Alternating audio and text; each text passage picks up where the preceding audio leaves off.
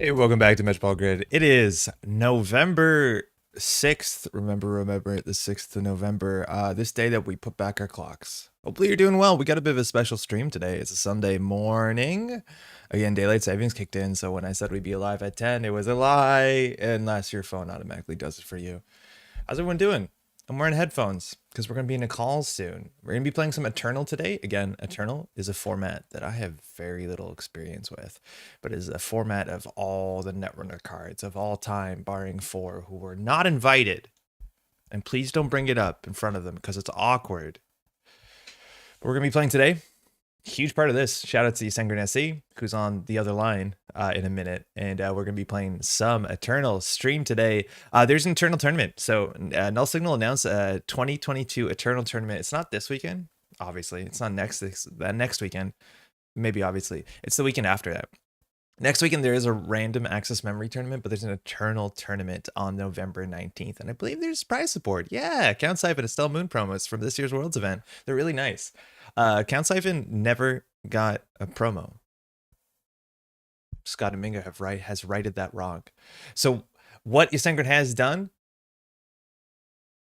Oh, hold on 1 second. Okay. What Ysengrin has done is put together a bunch of Eternal deck lists. We'll talk about what Eternal is in just a minute, but we're trying to make this as accessible as possible. Eternal is pretty weird because you're going to see cards that go back all the way from 2012, and there's going to be some cards that you probably don't know what they are. Now, if you're watching live, and on that note, hey Colin, yo Phil, how's it going? Chent, surprise stream for you, audience. Yeah, we got a stream this morning, and then we'll have a stream on next Sunday as well, and kind of more the afternoon. It's a dreaded EU-friendly stream, and I can't stay for long. I failed you and Ysengrin. No, Mela, you didn't. Really stoked for Eternal content. I am as well. What I was going to say, though, specifically if you're watching this, it's a bit harder on the VOD. Still ask questions if you see it. But if there's cards or interactions that you don't know, right now it's going to be mine and Jeff's goal to, as much as possible, explain everything. To explain what cards, what we're playing around, because there's probably a lot of stuff you don't know if you haven't been playing Netrunner for a long time. And that's kind of the thing here. This is like, I'd really recommend Eternal. I know Eternal can sound pretty overwhelming. It's a huge card pool, a lot of stuff to look at.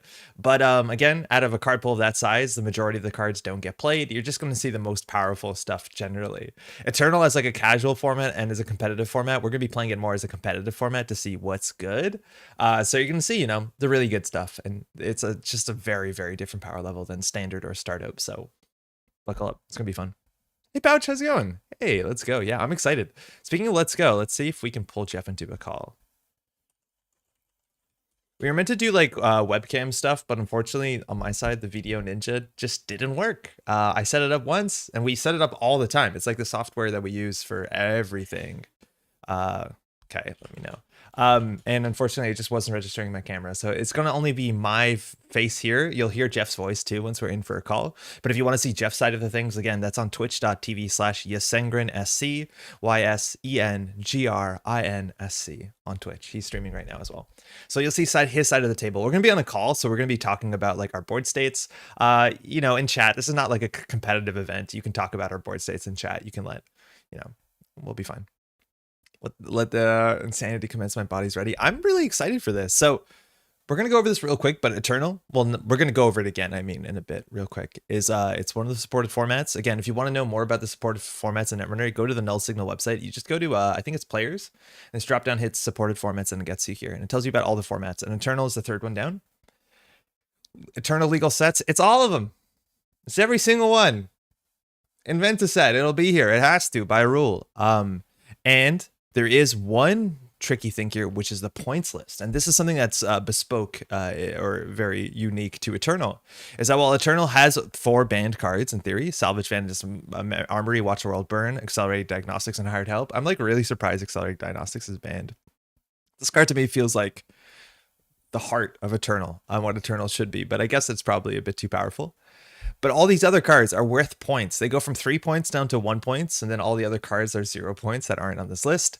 And when you're building a deck, you have a budget of 7 points. And you use those 7 points, if you add a Count Siphon to the deck, any amount of copies of Count Siphon cost you 3 points. So you can put 3 Count Siphons in there, and that's 3 of your points. And the question here is now how to spend your budget. You can't just jam all the best cards. Well, you could jam a Count Siphon and Temujin in, and that would be 6 of your 7 points. But then you can't add crowdfunding, because that would put you to 8. So you're going to make some decisions here. All right, let me just give Jeff a call, and we'll see if we can get him in here. Give us 1 second.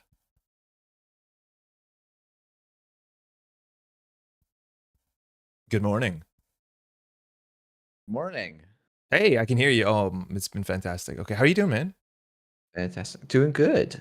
Doing good. Ready for some How about Returnal? yourself? I'm good. It's been, a bit of a mess. I'm sorry that we didn't get our webcams up. I know you put together your deck list. I'm really excited for Eternal. You've been a bigger fan of Eternal and like a big proponent of Eternal. I know you've made some pretty good Eternal content on your channel for the last like month or so before Worlds, right? Yeah, I made at least one good video about Eternal, and then I've played it a little bit on stream now and again. Did So, you get it played at Worlds? I know everyone was like way busier than they thought they'd be. yeah, I think I got to play like one game of it at Worlds or something, maybe Okay. two. But I was able to hand out my constructed set of decks that was Oh, snap. what was it? It was 4 decks, and like just basically gave it to a pod of people, and they got to play it amongst themselves. And they said they had a nice time, which is as much as you can really like for a set of decks I had zero playtesting with, other than knowing that they were decks.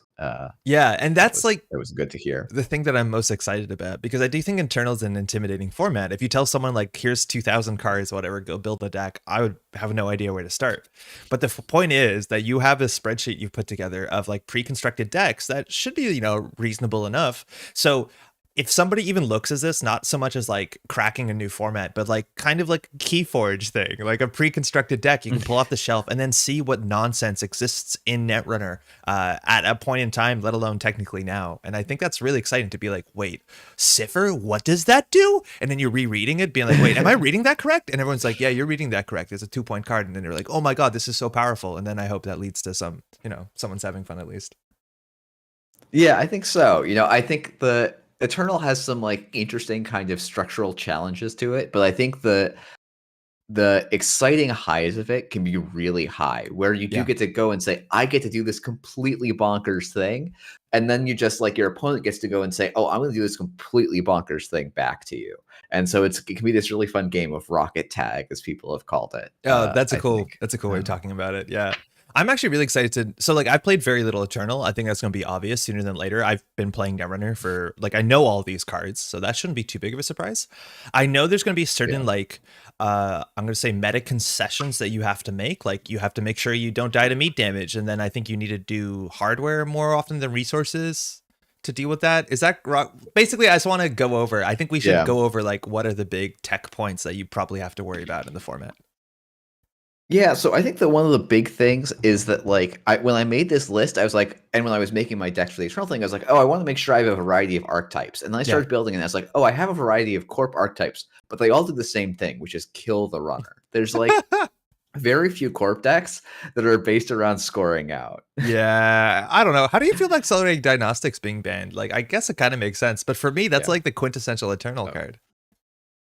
So the reason accelerated diagnostics is banned is actually simply the Onion who's in my chat right now and maybe in yours. For people who aren't, also multi-stream is a thing if you want to be in 2 chats at once, or I guess multiple tabs. That's the same thing. Yeah. But one of the challenges with accelerated diagnostics is it's really good for scoring out. It's also really good for killing. And so the thing that was often happening was, I think simply the Onion had set up a Railgun Reality Plus list that was reliably landing kills through a tech card on turn 4 or 5. Whoa. Okay. Yeah, that sounds about right for So, accelerated diagnostics. Yeah, and it was just like, oh, it turns out that accelerated diagnostics plus, I was like, you would like AD like a hatchet job, and like it would just like blow people out really quick. Like a 24/7 news hatchet job boom was just like a standard thing you could do, and the runner needed to have a pretty of like an incredibly robust board state to reliably beat that. Yeah. And that meant a lot of tech cards. So teching for meat damage is one of the biggest things you do in this format. I have the list up on my screen. I don't know if you do as well, but it's like Brain Rewiring CI usually lands a kill with meat damage. MCH Gagarin usually lands a kill with meat damage. Moon Madness Ob lands a kill with meat damage. Butcher Shop lands a kill with meat damage. So yeah, it's just It's the big staple of the format at the moment. So I've started being like, maybe I should just run 2x Plascrete Carapace back like in That's what back like I'm in thinking. 2015. Yeah, because okay, from my Yeah. understanding, so if you have to deal with meat damage in the format, there's a lot of cards in the history of the game to deal with it. Plastic Carapace was the first and probably the least interesting, but this fridge gave you 4 meat damage protection on a kind of expensive piece of hardware for what it does. But this I think is technically interesting because it's not a resource, and I guess Ob can like blank resources at instant speed and trash resources at instant speed more easily than hardware. Is that like the reason why?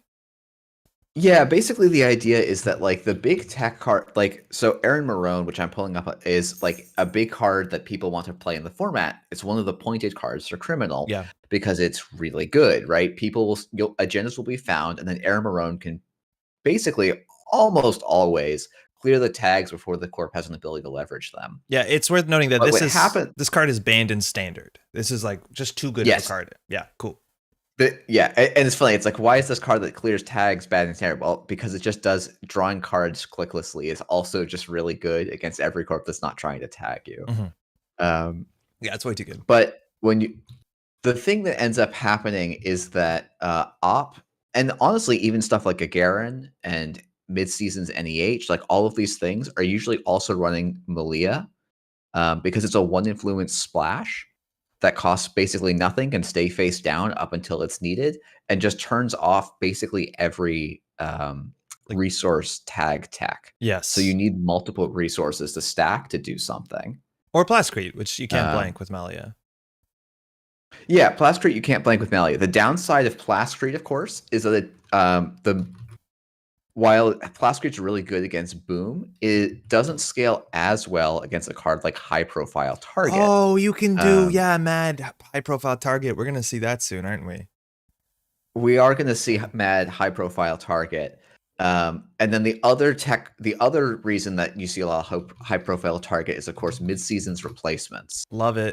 Where the corp, you go and steal Exploded Palooza, give the corp 5 credits, and then say, oh, thank you very much. Here's a mid-season replacement for 20 bajillion tags. Oh, and now this is like, there's a lot of screenshots in the Eternal channels of like played high profile target to do 240 something damage. Like, it's not uncommon to do those kinds of numbers. So like a Plascrete Carapace is not going to get you very far in those matchups either. Back in the day when I started playing Netrunner, you know how certain players have like their card that you can bet is in their deck whether or not it should be?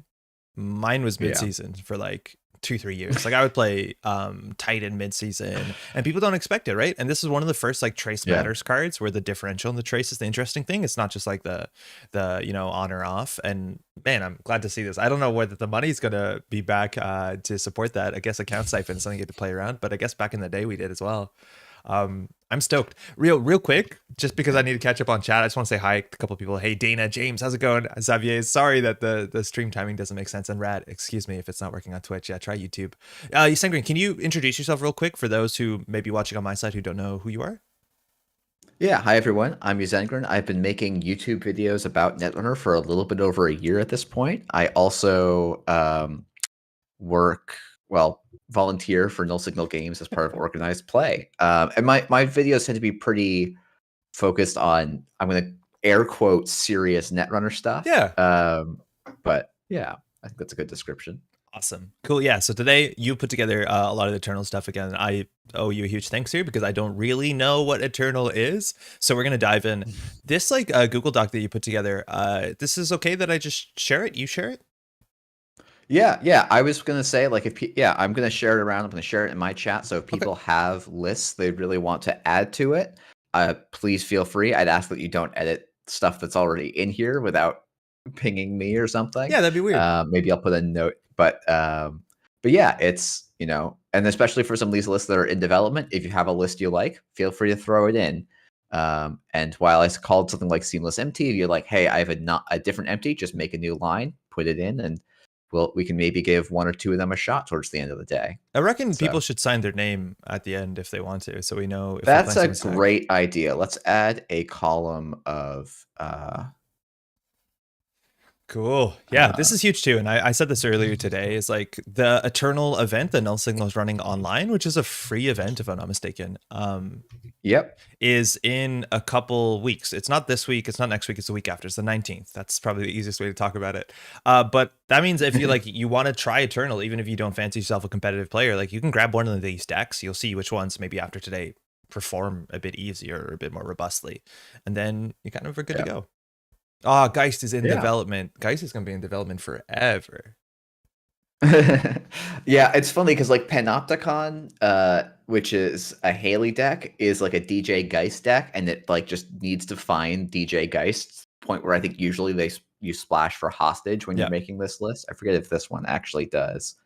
So it's like I think the actual Geist list, the actual Geist Eternal list, I think looks a lot like the list that NWE was running in 2020, I want to say. That was like the German Nationals Stargate one? Lock. Yeah, like that Stargate Lock. Yeah.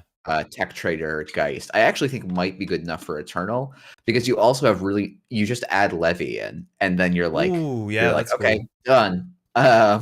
Yeah, I feel like so much of today is going to be just moments of being like, whoa, that card, of course you can play it. And I'm just going to be really excited because I like seeing old cards that we used to play with. Yeah, for sure. Oh, wow. Interesting. This one's actually not on. It's just going to say I'm going to find it. Cool. Oh, yeah. I forgot. Okay, this deck is like super cool. I'm excited to talk about it later, but or whenever we go to play it. Hey, Jessica. Hey, Jossie. Hey, As a Yellow. Thanks for the kind words. Welcome. We're playing some Eternal today. Do you want to jump into it? I don't know if we have much else to say. Well, we talked about the point system. So again, you have 7 points to spend. You can find the point listings. The point listings are changed, not as regularly as most wanted list or standard ban list updates, but they are updated. So that's a cool thing. Is like at the end of the tournament in 2 weeks, if people figure out like op is actually a bit better than it looks, it might become a 2-point corporation. I think op is probably better than it is worth 1 point.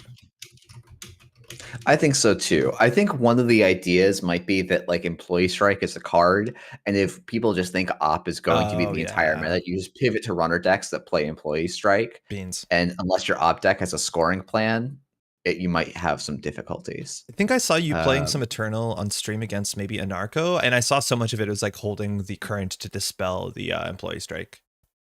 That's a lot of what, like when I'm playing CI or op, like that's really like, I don't care that much about a paywall implementation, but I really care about having an ID ability. Exactly. So I will often hold it. And like there's been games where I've like spent a same old thing just to recur an impactful current instead of like recurring an account siphon because it mattered more. That happened back in the day regardless. Actually, Jeff, real quick, Dana's asking, are most of these lists Hall of Fame lists or are they updated for our time? I think they're all like new stuff because they all play with new cards, right? They're mostly, yeah, I would say like one of the things that's weird about Eternal is like 2017 era lists are generally like illegal. Basically Eternal viable out of the box. Oh, but don't they run into like I imagine all criminal for like so a couple of the criminal decks probably run into points and you have to like stop it. Like it's generally like, okay, I have to take out 1 or 2 value cards to make the list work. So a lot of these, like something like the what do I call it? The Rococo CI is like a list I've spent a lot of time tuning and has newer cards in it, but is just an adaptation of like Basilisk CI from 2017. So a lot of these are kind of variations on that. So they're not Hall of Fame decks per se. They're often like, oh, like the DLR Max has Steel Skin in it, but otherwise looks a lot like DLR Max always did. Yeah, there's nothing too flashy about this, which is the one I want to play first, I'll be honest. All right, cool. Well, I'll grab a Corp deck. Yeah, so do check it out. I don't think on NetRunnerDB it'll tell you if you add a deck, it'll be like, here's the Eternal points. I don't think NetRunnerDB has any Eternal functionality, but just, you know, if you find, you could grab an old deck again from like, 2017, 2018 and be like, this is a deck I'd like to play. And you'll probably be able to play an Eternal. Just make sure the points are reasonable. And if there's like a card you want. Yeah, so yeah, NetRunnerDB doesn't do it. Jinteki does. Whoa. This list is... Jinteki has the Eternal points list on it, so it's actually super easy to do. Like I end up, it's a little unfortunate because you end up having a deck build on Jinteki, which I don't like as much. Yeah. But at least if you import the deck, it'll tell you if you're illegal. Yeah, exactly. Sick. Yeah. Cool. When did you start playing, Jeff? Like how many? At what point is the card pool new enough to you? I started playing in 2014. Oh, okay, so a long time. Yeah, it's I like took a break during because of like life in grad school and things like that around 2017. So I actually missed the peak 2017 meta. Okay. And so like also Red Sands and Katara, I like don't know those cards backward inside and out, but I basically know every other card, right? So Cool. Yeah, that tracks. Yeah. You know, funny enough, we had a casual event yesterday, just like a meetup, and we had a player who hadn't played since like this era and came up with like DLR max decks and like IG decks, and like, who wants to play? I was like, oh, I don't know, man. But it was actually, they were very nice. Yo, Benoit 2014 best Gen Con year. Yeah, that's Benoit in chat.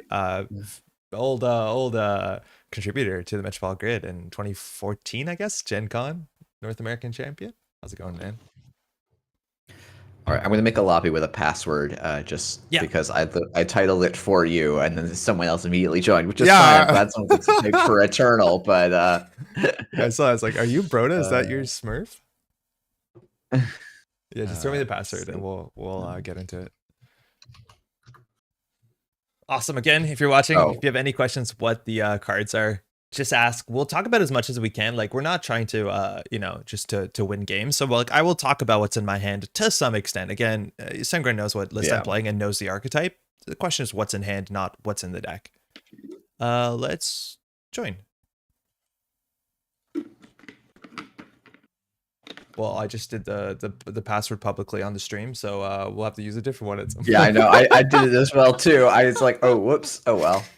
Good for one. Good for one. I've been using Bandrago as a password for everything, just for fun.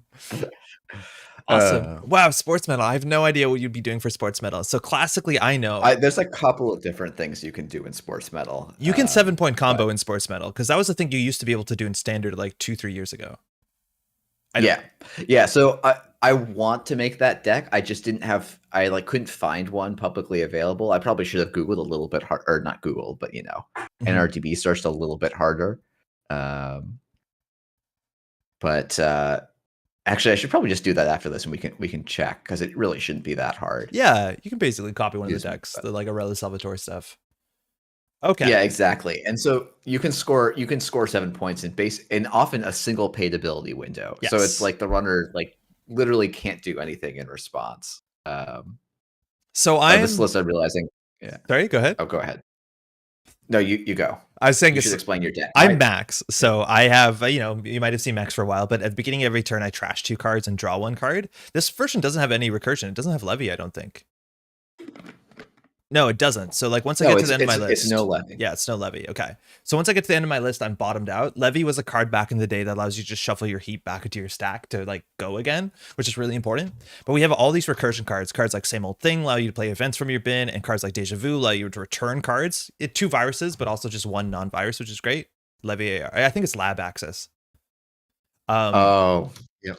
But the big thing about this deck is this card, Data Leak Reversal, which says if I'm tagged, I can click this thing and then just force them to trash the top card of their deck. There's ways to get 5 clicks a turn, but the idea is I need to go out of my way to get tagged, and I'm going to try and draw the thing that will do it. There you go. That's Levy. Nice. So I'm looking for Account Siphon, which is a very was it 5 influence or is it 4 influence Account Siphon back in the day? I think it's a 4 influence card. Yeah, that sounds right. Because Doof is 5 now. Yep. So I'm gonna go look for it, because I want to give him the Account Siphon as much as I can. Unfortunately, we don't have it, so we're going to bin a lot of stuff here. The question is, what do we want to throw out? What do we not want to throw out? So obviously, we want to throw out our breakers, because there are bin breakers, modern bin breakers. But we basically just want to draw into our Siphon to push, Jeff down financially. I think we'll just go for the money play, unfortunately. And we have to discard 4 cards here, so that's 1. Wireless Net Pavilion, is it unique in this format? Yes. Yep. Okay, so this all errata is still active. I would love to actually see some changes to that potentially, but that's fine. So that's the idea. So this Wireless Net Pavilion 1 worlds, and the problem with this card is it's not unique. So if you strap 3 of them down, it costs 8 credits to trash a resource. They made a unique just after 1 worlds, just to make sure that doesn't really happen. Which it is. Yeah, what they it claim it was a printing error. Yeah. Okay. All right. What do you got? Rashid on the Table Classic. I didn't want to run Interact. I think it's more important that we set up here. Do I have the 5-click Let's guy? I see. must have the 5-click. I don't have the 5-click guy. What's the name of the 5-click guy? John Masanori. He probably is correct. That might just be a mistake in deck building, so to speak. I think Masanori's the tag draw guy. He's the bad dream net. He's a different Oh, guy. I'm sorry. Joshua B. That's it. Yeah, that's it. Right? Joshua B. Um, Yeah, Joshua B was a resource that says you can have a 5th click, but you have to take a tag at the end of your turn, which is a downside normally. But for this deck that wants to get tagged, now we're not going to siphon turn 1. Level. Triple Dance Luminal. Ooh, Vitruvius on the table. Understands that we have a pretty narrow game plan. We also don't have Keyhole. We don't have Keyhole. Beans. This is a slightly different max than I thought it'd be. Oh, okay. Yeah, I mean, you could definitely like this is like if you want to like make some edits to make it a little more like your list. I think that's totally. I'm happy to like spend a minute or two editing lists in between and going like, let's run that matchup back or run it against a different corp kind of thing. So let's see how this goes. So I need breakers. Yeah. Sorry. I mean, arguably, I get like actually one of the things this list probably should have is like 2 to 3 copies of Eater. I think it has 3. Yeah, it has 3 Eaters. I haven't found an Eater yet. Eater, mind you, is an AI breaker. Okay, here I don't have a lot of access to stuff. I have all the cards on recursion. This is Eater, thank you. So this is a card that is an AI, and at the time was actually pretty cheap at breaking most stuff. But unfortunately, it doesn't allow you to access. But for us, it doesn't matter when we have all these cards like Account Siphon that replace the access, replace the breach with something more impactful than actually seeing cards. So definitely a downside, but it's also your one-stop solution to like start slamming Account Siphons turn 1. All right, so I have to discard a lot of cards here. I can install a bit. Fall Guy is like fine. I feel like you're gonna go fast enough then Data Leak Reversal. Oh, I forgot you can only install Data Leak Reversal if you've made a run. Yeah. The original pack supposed to have 8. It's they tried to balance it a little bit. Yeah, that's fine. I don't know if these discards are right, but I just want to get aggro. I don't know what the ice can be. I'm assuming it's pretty similar to what we'd see today in Sports Model because that's generally the best ice HP's ever seen. This is basically Blame Changer, but like also running Game Changer. Ooh, okay. Yeah, so I need the siphons, huh? That's what you're saying? Maybe, yes. All right. Last click VLC. Love to see it. That we don't need. This we probably don't need. Oh, I do have 2 of my breakers. I did mill Black Orchestra. Yep, and you got the paperclip there. So okay, we have all 3. Yeah. How much is it going to cost to break? If that's what's the cost to break the 3 costs? So the Gatekeeper, it's like 9. Yep, 9 to break a Gatekeeper. Plus install cost. 3 would be it's 9 including the install cost. Oh, then let's go. All right, this is the wildest card in Netrunner for such a long time. This was like the thing that criminals did, let alone anarchs even for a while too. It's a 15 credit swing. And you might be thinking like, oh, well, you're taking 2 tags, and that's true, but that's kind of what we want to do anyways. Yeah. Now you can just install you've now made a run on a central server, so you can just throw down Daily Reversal and mill me for a bunch of cards if you want to. No. I'm you playing can do Netrunner. this play. I'm playing Netrunner, yeah. Yeah. We're just going to Deja Vu to get it back. And again, this is like our Archive Memories, which is now banned. It's only as good as the cards you need to recur with it. Now, Jeff could res here, so it's a Moon, so we have to deal with that. This is, again, one of the most powerful cards in the format. We'll still take your money, and it will bring down Moon. So now, that was a turn for us. And at this point now, we can have a fork where we can get them the Daily Reversal, and Jeff still needs to do his thing to win the game, while at the same time not able to spend what's going to be 8 credits to trash a Daily Reversal. Someone also really siphoned in the same set with Deja Vu? Yeah, I know. We didn't get Crisium for a while. All right, single credit. I don't know if I'm worried about single credit, am I? I don't know. How worried are you about Audacity? Slightly worried now that you said it like that. Now, if I steal an agenda here, you'll have more account siphon money. Ah, shit. Okay, what do you want? Let's gain 2 here. I just don't think I can mill you fast enough with DLR. So now every time I click this, Yeah, the Vitruvius early on the table, I think, was instrumental to that sort of speed. For sure. Okay, let's as someone said, this is the let's just cheat at Netrunner card. Oh, on the table. I should have respected that. If I didn't steal that 2-1, I don't know how you do this. Okay, so you're on game point here. Yeah. For the record, I've won with Combo Sports, starting the turn with 2 right. credits, 0 cards, installed, 0 points scored, and I think 5 agendas around score. Yeah, I'm hoping not to steal any agendas because that means Game Changer is not on. So like we could just hit this 4 times, let alone just keep siphon spamming. Yeah, I don't want to steal more agendas than this. I think we had to run just specifically to get the DLR down. So game 2, draw a card. But yeah, it's all about economic denial here. If we never access an agenda, Ysengrin doesn't have a lot of economy, barring Estelle. I'm not going to go there. I'm going to deck you. Yo, how often do you see in the format people playing, what's it called? Siphon versus, sorry, Spin Doctor versus Jackson? Because Jackson is 1 more point, if I'm not mistaken. Yeah, so it's usually dependent on how many points you have because Jackson is like recurring 3 cards is just like noticeably better than recurring 2 cards, even without the card draw. Even though Spin Doctor is faster. Yeah. Now in this deck is the exception. I basically always like you need the Spin Doctor here. Yeah. Let me think for a second. So I only have 12 cards left, so not a lot of fuel. But out of those 12 cards, I think 2 of them are siphons. Install, advance. Oh, we lost another siphon. Hate to see it. Hate to see it, but you only have, I think, like so many more. Oh, actually, all your Samuel things went in the bin too. Yeah, my early draw was really ugly, and I don't think I held on to them as well as I should have. Yeah. I think you're okay though. Like I have no credits. I can't stop the DLR. Like, we'll go like this. I have to have some pretty creative plays here. I think an Estelle sneaks through, and then you're kind of back in it. Or even a Rashida would be kind of meaningful. A Rashida would be very nice. I'm just not sure if I should play Hacktivist because I'm not sure how quickly. I'm pretty sure you can quickly score an agenda.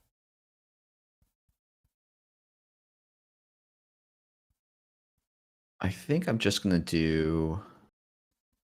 Yeah, okay. So let's find the last siphon. Yeah. Last siphon. 2 cards left. This deck is on 3 siphons, right? Should be. I think. Yeah, unless it doesn't have the influence. No, you're right. Totally right. That's the last one. So you might res something, eh? We still have clicks to deal with could. Again, that's how a lot of people duck to count siphon, is that they would res cards in remote servers so that you don't have the credits up front and you got your value worth. And I don't have to keep Paparazzi. Paparazzi, a really cool, flavorful card, but it's only good against meat damage. And this deck is probably not on any. All right, how many? Yeah. Paparazzi is solely for the meat damage decks, and that's just not going to be relevant here. 13 cards. Game Changer is not really doing much. Game Changer is not going to do much for me. Oh, it is Rashida. You're going deeper into the deck. But now we lose in like an Audacity and another Audacity. The problem is like your hand. Yeah, you can't. Unfortunately, you can't Audacity twice. Yeah.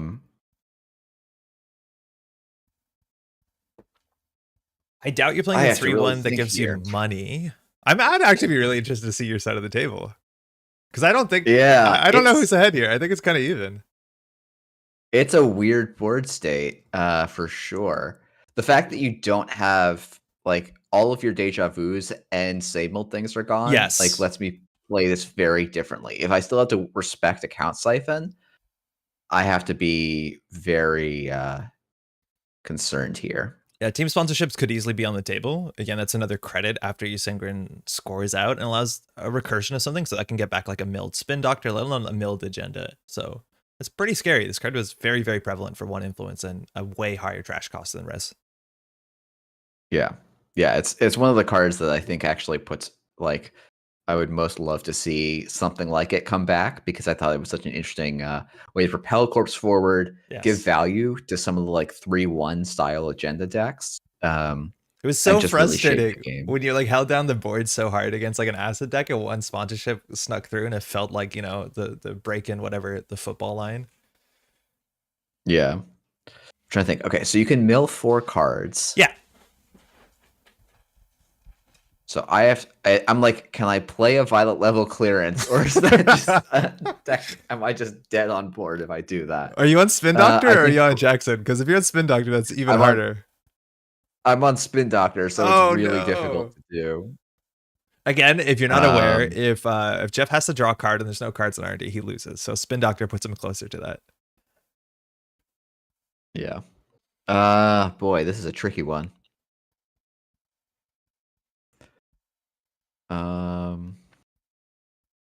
Red level?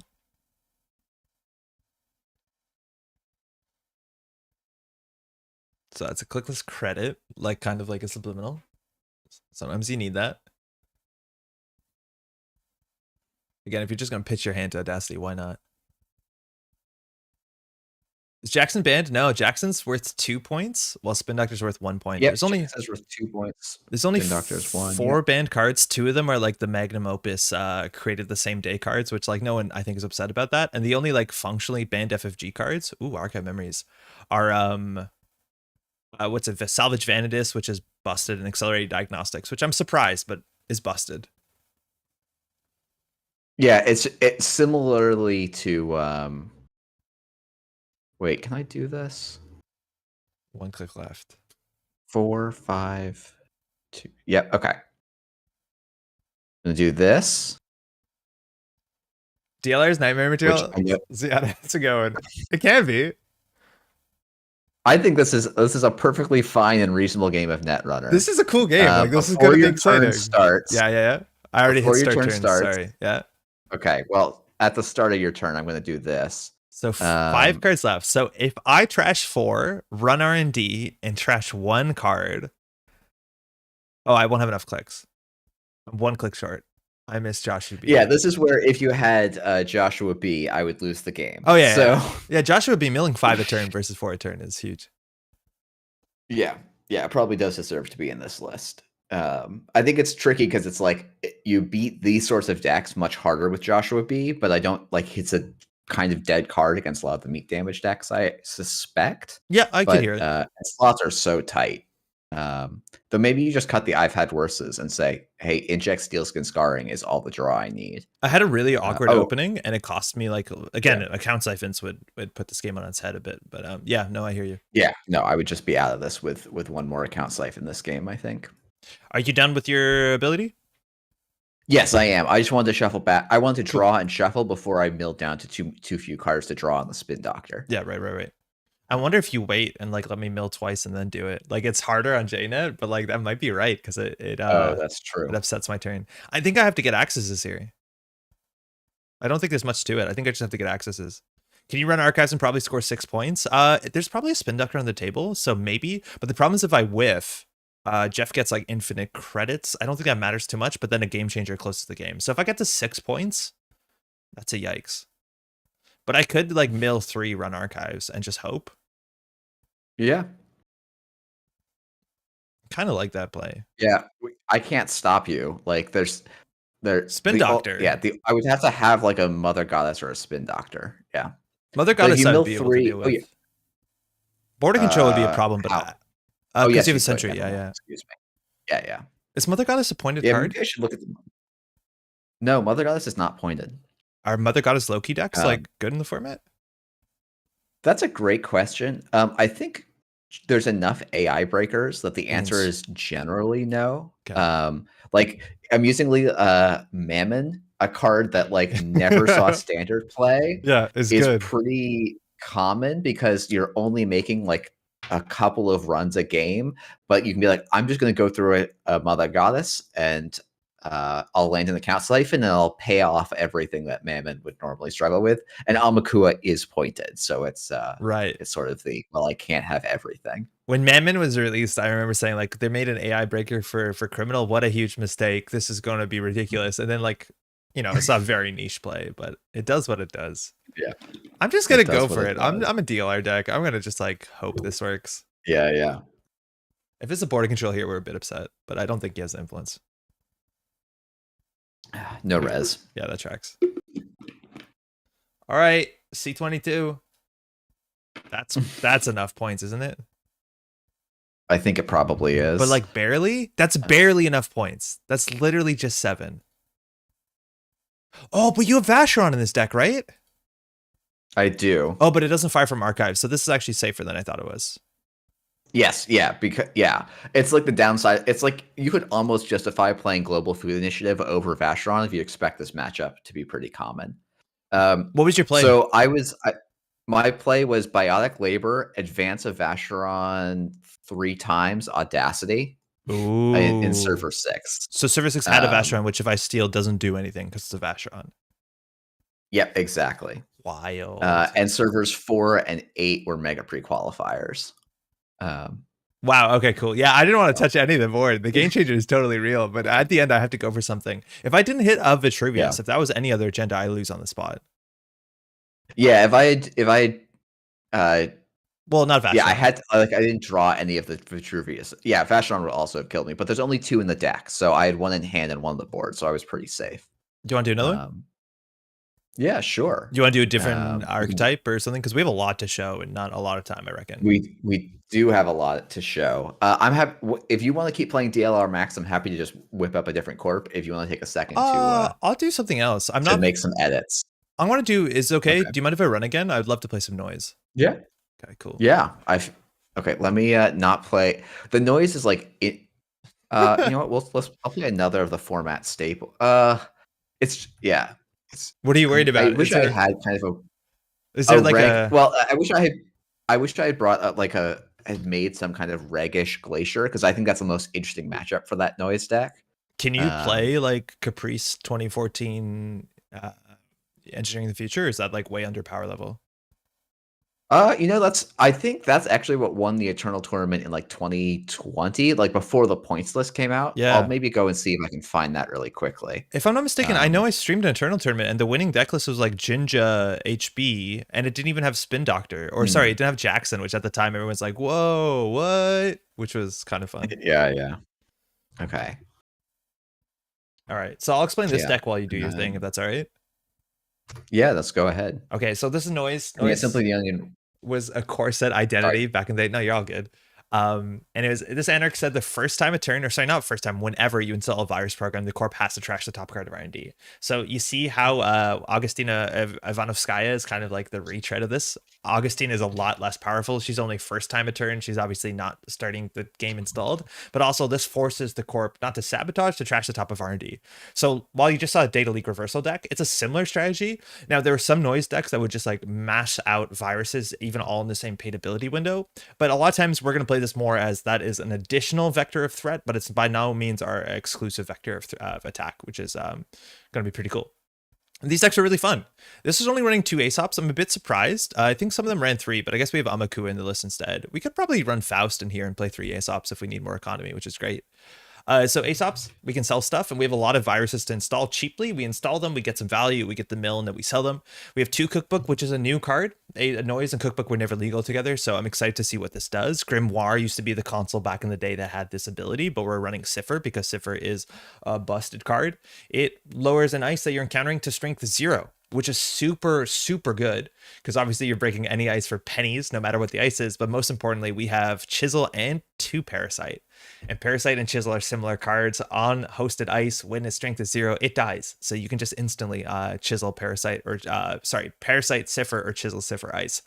On top of that, you have Cash, which is, it's so weird that a card as simple as this is so meaningful, and I miss it so much. The closest thing we have to this in pawn shop decks is Harbinger. This is a bit more tempo positive on the turn it's installed, especially when you get extra virus counters with Grimoire or Cookbook. This is really nice. You just pawn it. Deja Vu in this deck is actually used for 2 viruses because it gives you good 2 mills and some economy. And then everything else is kind of what you'd expect it to be. We have Street Peddlers to make sure we get our stuff. This is one of my favorite cards of all time in Netrunner. There's a whole StimHack article about how good Street Peddler is, and I'm such a big fan of this thing. What are you buying is a great reference as well. And we have Gachapon to be Street Peddler at light as well. And this is also a weird deck back in the day because it actually ran surprisingly few events. Some of the decks were just running 3 Sure Gamble, 3 Deja Vu, and then like 3 I've Had Worse. Inject did see play, and people were like mixed about this because it trashed your viruses that you drew, but it also made sure that you drew into a pawn shop sooner than later. And I think that's the one thing I'm worried about, is that we might not see a pawn shop that early. It's not something we can get with Gachapon, but otherwise we have a lot of filtered card draw. So this deck brings so many good memories. Yo, Benoit, I remember at a regional, you and I were both playing this exact list at the top cut for the regionals. Well, not this list, but this archetype, right? And it's so fun to pilot this list. Cool. How's stuff on your side? I'm just tweaking. I actually just went and found Pat's Ginger ETF list, so we'll just give that a spin. Perfect. I'm just gonna put in everyone's favorite card type, a current, and just make some slots for that. I really like that Jaina. So it's a bit of an odd list, but yeah. The fact that Jaina tells you Eternal points is like so important. Yeah, it's super, super nice. Not sure it's just me, but it seems like you're dropping frames. So on my side, it doesn't look like I'm dropping frames. So that's something Timberling that's probably happening on the Twitch side, unfortunately. It's not something I can deal with because it seems to be with the connection between here and Twitch, unfortunately. But if that's the case, and this is like a bit difficult to watch, if you pop over to youtube.com/Metropole Grid, it'll be there and it'll be better. But yeah, we've had that comments, but currently on OBS and on my diagnostics, it's reporting nothing dropping. So not something I can fix right now. Sorry. Yeah, it does seem. Is yours okay on Twitch? Are you getting No one's complained to me yet, okay. But I've definitely had problems watching your stream on Twitch specifically and not other people's, which is yeah, I do a restreaming thing where I stream to like a private server. Oh, I hit watch, sorry. Yeah, that's all good.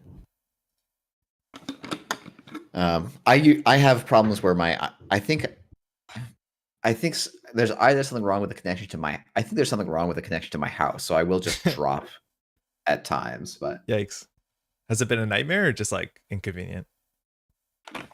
It's like inconvenient because it's usually for like 30 seconds. Oh, and then like that's just long. It's like, yeah, it's like annoying. Yeah. But that's why like in Stim Slack when I'm streaming, it'll be like 6 instances of me sometimes on some nights. That I would be afraid of. Yeah, that can't be great. Benoit, this does have, for instance, be parasites. It doesn't have self-modifying code, but it has simul chip, which is like the null signal reprint of clone chip that actually lets you install your stuff for free as long as something's been trashed, and something has to be trashed. The Twitch stream is choppy. Interestingly, go ahead. Interestingly, one of the things that someone pointed out is that this is one of the few decks where Chisel is actually better than Parasite. Why is that? Also, we are in clone chip, not even simul chip. Excuse me. Why is that the Chisel over Parasite? Because Chisel can be installed on an unresed piece of ice. Oh, and then you face check. And then you face check it with Cipher down. And so you don't need to have a clone chip out. Super cool. As well. And YsengrinSC playing Engineering the Future. This was like the identity back in the day for such a long time when you're playing HB. It was basically Engineering the Future and nothing else on the high tables. There were some offshoot archetypes like CI at some point got good. But the idea is that this gives you credit a turn to do the thing you wanted to do anyways. It's hard to find a reason to do anything else. All right. Oh, wait, this is like, so the discard decisions are hard here when it's just like, oh, I want all of these cards. I don't have Lamprey, do I? I love the versions of this deck that had Lamprey. Where's my Eternal Noise deck? I don't have Lamprey, so I can't do HQ pressure barring Imp and I guess a Leech. Yeah. I think Imp is pretty... I think Lamprey is a really fun idea. I think it's a little slow for Eternal. For Eternal, I believe it. But yeah. All right. Well, but it might be a really solid. Yeah. Okay, and there we go. Mill number 1 from Noise. Surveyor. Okay, this is a Jinja deck, and that is terrifying. I'm gonna go back in for another run. The Leech counters are not that important, but Jeff just drew a bunch. Okay. Surveyor is a standard illegal card. It used to be actually quite meta. We don't really see it anymore. It's not really well tuned into Endurance, Boomerang, Botulus. Botulus a bit better, but yeah, this used to be like the best ice in the format in like, I don't know, 2019, I feel like. I'm about to make you a little bit sad. Are you? Oh, that's fine. With one of the most defining cards in the that's fine. I remember how this feels. For a long time. This is okay. Bad, but Yes, and scarcity. then I'll end up an IPO. All right, so that lamprey would have done some work. Am I right? All right, so I don't actually have a lot of resources, so I don't think this is going to hit that bad. I lost my one imp. No. I do have to make credits somehow. This hand is ugly. Yeah, the biggest problem with the noise is like it's really hard to balance credit gain and like actually doing things because your engine is like you're such an engine deck. Oh, milled 3. I lost a medium and cash. Okay. I think I would want to do 2 Aesops and probably not Amaku. I think I'd rather do Faust, but maybe I'm wrong. Yeah, maybe that's right. Especially with Cipher, maybe that's just the correct play. Yeah, I think so. Yeah, I have rumor mill, Yeah, I mean, so I'm not worried the about this noise turn. is like the most of my. It's like the homebrewiest of my decks. Cool. Everything else is like well vetted and like other people have played. Yeah, speaking of well vetted, how's your what's it called going? Your survey. What deck are you having to play? Oh, I need to sit down and write the article. I also have a version semi-publicly available. Like if anyone wants to see what the draft rulings, what my draft the draft of the structure for my what the new OP rules is going to be. I have that Cool. coming together. Oh, I was thinking more about the deck survey that like you're asking for the 1,000 subs. Oh, that one. I haven't checked that one. I've gotten a couple of responses. I need to like publish the video I have on task for this week and put it in that so I can have people actually respond. Most people are saying that I should do my favorite deck, which was like my cop out, or not a cop out. Like someone submitted that, and I was like, I mean, I could do this, but you know, the intent was to make me play a jank deck. Yeah, I picked your favorite deck because I thought it was fun. It was an option. I was like, okay. Yeah. Ooh, that's scary. So. All right, we've milled a couple. I'll go check because it turns off the current. No, then I have to discard a card. I'm okay with that, I think. Nothing. Yeah, I do actually. I think honestly, the Leech Amakua Cipher is going to be real hell for this deck because it is actually trying to play Netrunner, which is. Yeah, I'm feeling good about the Leech now with the Amakua. I'll say that for sure. Yeah. So like the scarcity is okay. I only have 7 resources. I haven't drawn any yet though, which is wild. Uh-oh, ABT? Coward. A little bit. I mean, hey, you can. The nice thing is, for all of the decisions about this deck, you can just blame Patrick. Okay, like, cool. Which Patrick? You're Patrick, Scorpy. This is Scorpy's list? This is Scorpy's list. I had no idea. I thought you were talking like about Rotom or someone. Oh, this actually does have ABT. Good. It just doesn't. I just haven't seen it yet. So, yeah, the other ABT is like actually a really like a fairly relevant card in Eternal, which is kind of funny. Because I'm relatively high on DDoS. I don't know that anyone else is, but I have no economy. I'm just gonna embrace that. Don't want to. Yeah, this deck has like no economy up until the point where suddenly you hit an econ card. Yeah, and then you're like, oh, I'm fine. I need money though. I need some money. Yeah, that was ugly. Yeah. Yeah, Sing of Vanilla is like I put down my imp. I'm not imping a vanilla. I'm an Amakua deck. Faust is always the answer. Yeah. You run R&D first, and then you install the imp, and you get the 2-for-1 on there. I never like that, right? Because like, do you want to trash the cards you've seen, or do you want to trash the card you haven't seen? Yeah. Like that's always been like the point of discussion, and like some people have strong opinions on it. I'm never like running. Like I'll run if it's a hard hitting news, then I'll install the imp. But yeah, I don't know. Maybe getting rid of the cash was wrong because I can deja vu cash for days. Yeah, I think that's one of the key things is like you often are just deja vuing to get your like you get back like a cache and like a parasite, and that's like what you do. Finding the fermenter is also like a big part of your econ because like the corp can't really spend time purging, so you just like click a fermenter for 3 turns, you cook it for 3 turns, and then you're like econ problem solved. Yeah, I haven't found any, but I hear you. I'm running HQ. I feel like there's an agenda. It's in server 1, but I feel like we just need to get some damage in here. 3 credits is the most I'm expecting to spend. In fact, no credits is even better. Come on, I'm imping it. Get out. You can get out now. Whatever. My chat is calling for this as a coup de grace. There's no way that's enough. Now that the vanilla is down, I'm going. We'll rebuild it. Yeah. Okay. I'm not too sure about it, but I'll blame Simply the Onion if this Good. God blame someone. Yeah, exactly. It can never be my fault. I'm going back. I'm gonna just make sure we have enough pressure with these 2 pieces. I have to discard something. Maybe the modulus? I don't know. We're gonna have some fun. Are you ABTing? Oh, is this a spin doctor with an ABT?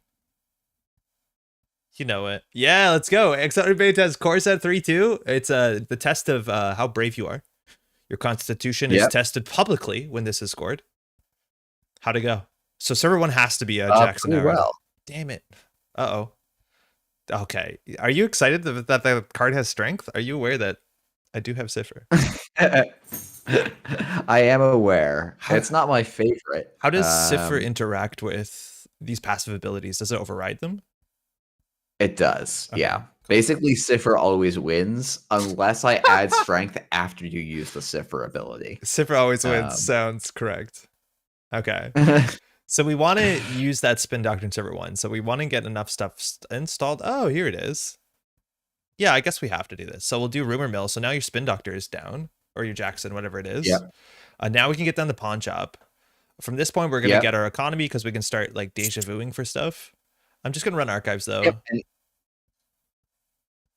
Nothing. Oh, Caprice. She was blanked anyways, but that is like the quintessential card from the format, from the era. Yes. What? Come on.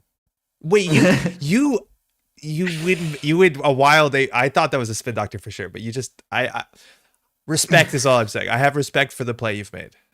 That you just went ABT. Okay. 5 credits. Not a lot of money. I'm going to have to do some stuff. Deja vu. We get back 2 viruses. We have to have the cash because it's economy. And from here, it's either the fermenter or the imp. If we do botchels, we can run centrals. The deck is on biotics, but we've seen 2 of them down, so I don't think it's fast advance. So we just have to make sure we have enough money. So I'll install this. Purging 1. We'll take the money off of it so we don't get blown out by purge. I think we're going to install the fermenter. And I think we can run archives here. Again, our money's going to be okay. We just need to make sure we have enough counters on Amaku and friends. Yep. There's a Jinja. I've milled a couple. You've milled a couple of cards, yeah. 16 cards left in our Yeah, we've milled a bit. All right, we're going to go use our ETF ability. Yeah. We're going to do this, and we're going to do this. Okay, so I thought one of those is a Jinja, but now there's a big chance there's an Ajit in there as well. Okay. Okay. All right, that's a surveyor, so that's a 5 credit res. Yep. Take clicks. We will pawn the cash. Okay, we have 7 credits. Cipher is once per turn. We have enough strength to deal with the Seder Adaptive Barrier, and the win is probably in the remote server. If not, it's just a Rashida. Oh, Jeez.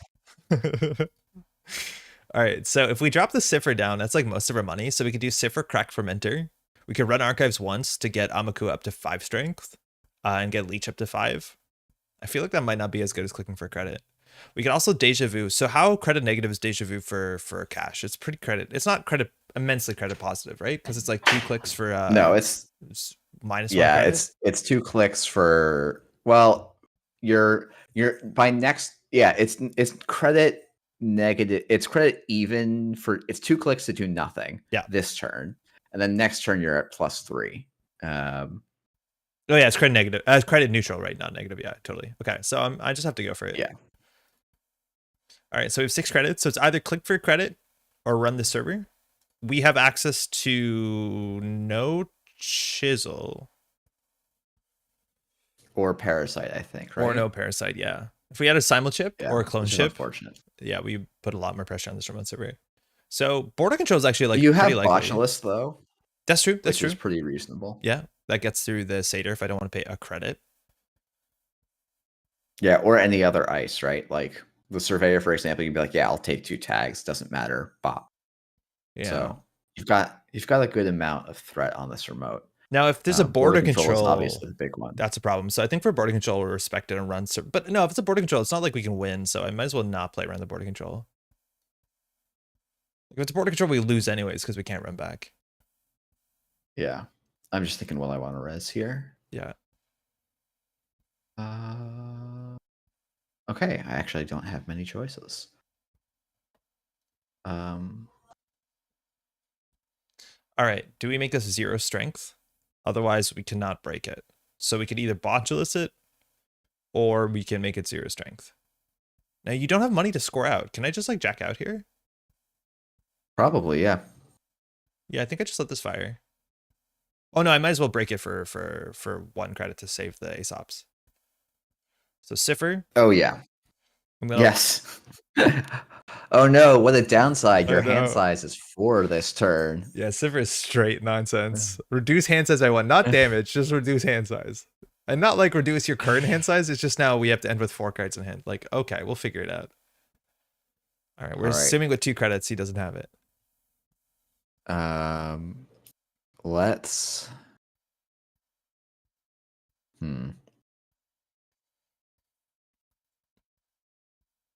We're gonna do exciting things. Yeah. Okay. Where's my hindsight pen? Click for 3.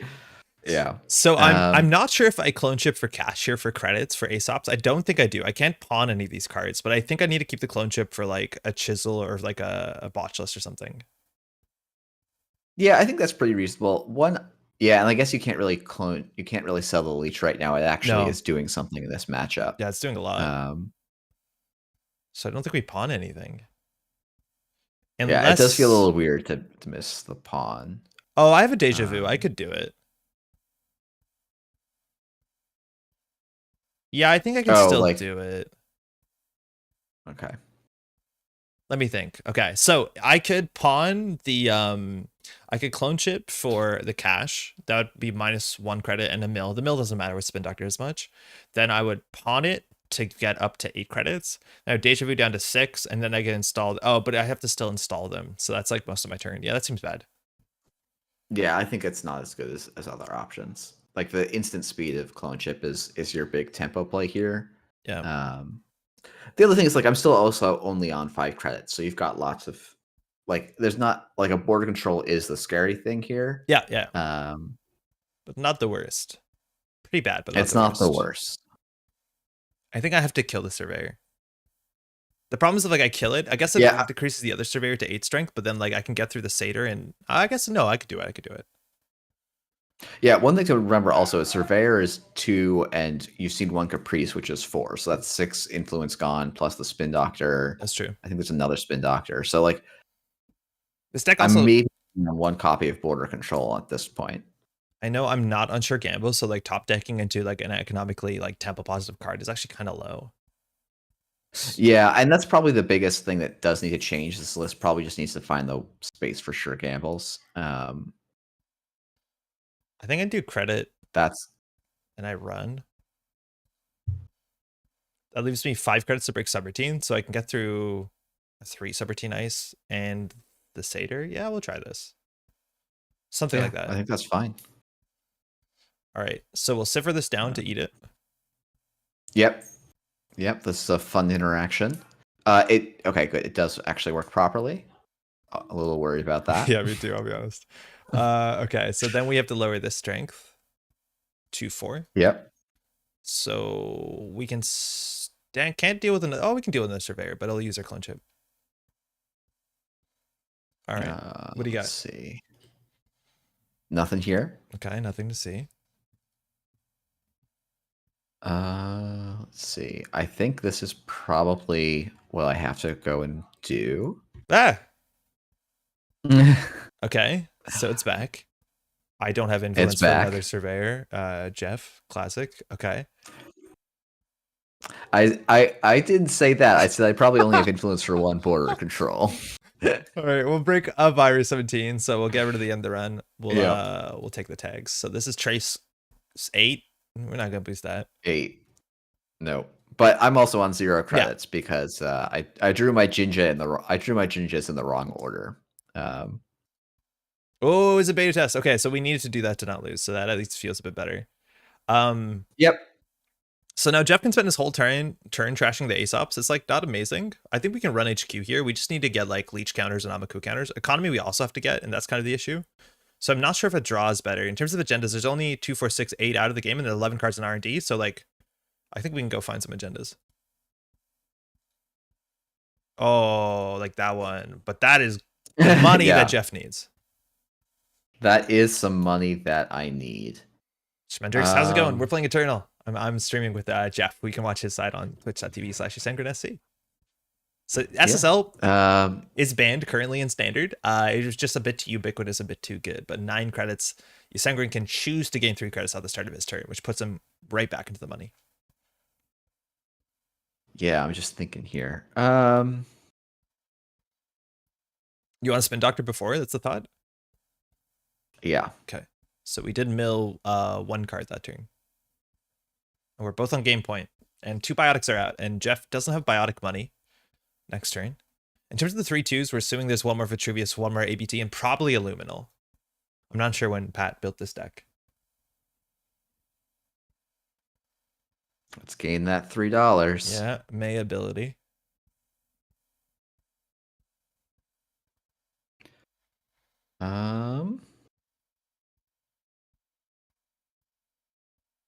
Oh yeah, ETF. Credit. Oh, great. Okay. Can we win off Centrals? We're on 6.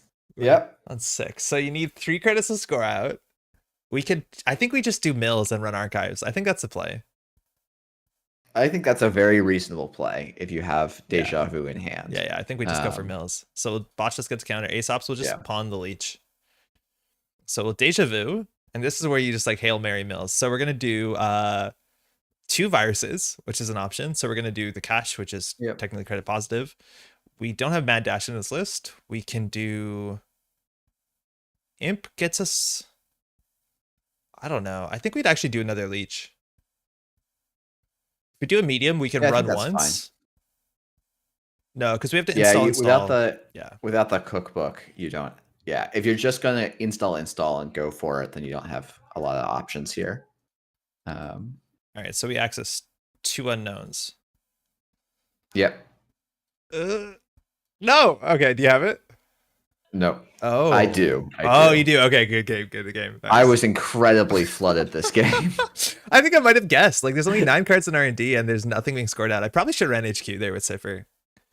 Good game, man. Yeah, maybe Lamprey should be in there just to remind you to run HQ. Yeah. Oh wow. Okay. Next card deck, Caprice. Next card, ABT, SSL. Whoa. Was that the only one he had in HQ too? The Vitruvius that you jammed? Yeah. Okay. So running HQ there wasn't good. Well, the turn when you stole the SSL, my hand was SSL, Vitruvius, and an IPO. So you were gonna steal points almost certainly that turn. Yeah, that tracks. So, yeah, there was several turns where I had almost entirely agendas in my hand. And that's the sort of thing that you expect from a Jinja City Grid deck, but like after they res Jinja, and it wasn't really exactly the case because he res there quite late. Yeah. That was fun though. Like that was actually quite fun. My economy wasn't there. I do think like the Amakua was worth it. Like it seemed really good, but I think the Aesop seems so important. Yeah, it is tricky to figure out how to balance all those things, and I was hoping that you could just stick enough draw in to make it kind of balance out. I wonder if you'd ever consider playing spec work. It's a lot of influence, right? Is it a 1 or 2? I think it's 1. I think it's 2. Oh, okay. It's 1. Oh no, it is 1. Okay. Yeah, that's actually definitely a possibility to turn your early caches into some more momentum. Yeah, that's nice. I'm going to pull up the noise list real quick. One of the things is that noise was I was expecting a lot I like built this when I was just playing against Museum of History Gagarin over and over and over again. Yikes. And so you actually have more time to set up against that list. Sure. Because they're just trying to set up a kill combo, but they do it very slowly and they just recur everything. So you just slowly build up your board state and then at some point slam down 2 mediums and try and win the game in 1 turn. So that's like what this Noise was built to do. So it's a little bit different. I think from if you're expecting a more diverse meta, then I think you have to build this and like maybe maybe you cut the injects for cutting the injects is weird, but maybe you play with some slots to go and get a little bit more of a robust economic start in there. Yeah, some of the lists were running Sure Gamble, which like, it's just kind of some feel for the beginning. You generally don't want to go down to 1 or 2 credits because then you don't have any plays, obviously. But yeah, it's hard. The 3 rumor mill, is that necessary? Like, you're not the worst deck into. Yes. You think it is? Because rumor mill is good, or because you get blown out by what's it called? Because I don't think scarcity is that bad. I think because rumor mill is really good. I think that tracks. Turning off Jeeves, Estelle Moon, Jackson Howard, Spin Doctor, Rashida, like all of these things are like tempo cards that are in basically every corp list. Yeah. So like the rumor mill's at 3 points, and this deck doesn't have a lot of ways to spend points, and so rumor mill ends up being one of the best ways to do it. Is that the highest? Did you not see any? Sorry. Street peddlers? Not one, no. Oh, you just. Okay, well that also hurts as well. Yeah. In terms of our setup, like we got 1 Gachapon. We did draw all our injects, if I'm not mistaken, on 1 I've Edwards. So like it was okay. Street Peddler is obviously like the best card, not only because it's really good, but it also allows you to install mid-run, which is so important for this deck. But yeah, for sure. What is a corp deck you think I'd like? What is a corp deck I think you'd like? Oh, good. Honestly, I think Butcher Shop NEH is like one of the most interesting corp decks to play. Let's do it. Yeah, I will try to decide. I'm gonna I'll play this list, I think. Maybe I'll just play my version of the list, which I like a little bit more. Okay. Which list are you playing? I'm gonna play Blue Wizard. That means which is siphons. It's actually siphonless. Okay. It's Desperado Crowdfunding Wizard. Desperado Crowdfunding. Oh, that's going to be code. Yeah, I like that. I think that's an interesting matchup too. Yeah. Actually, maybe I'll play the standard version instead of my version. So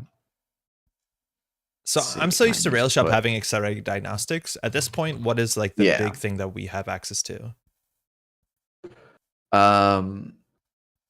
It's mid seasons and you still have 24/7. But you only have one 24/7. So you're NEH. You draw your entire deck, and you also have. I was hoping to win by turn 4. Yeah, okay, we have Sensi's, so we have one of each of those. Yeah,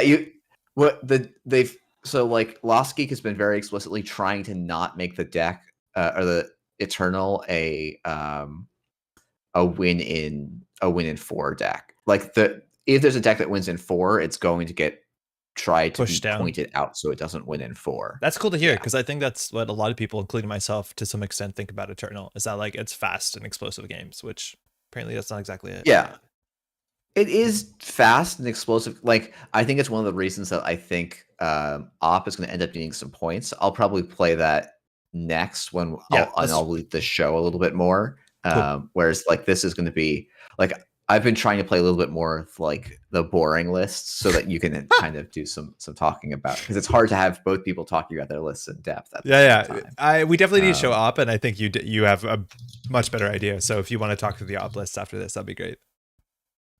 Yeah. Okay. I'm in the lobby, but no rush.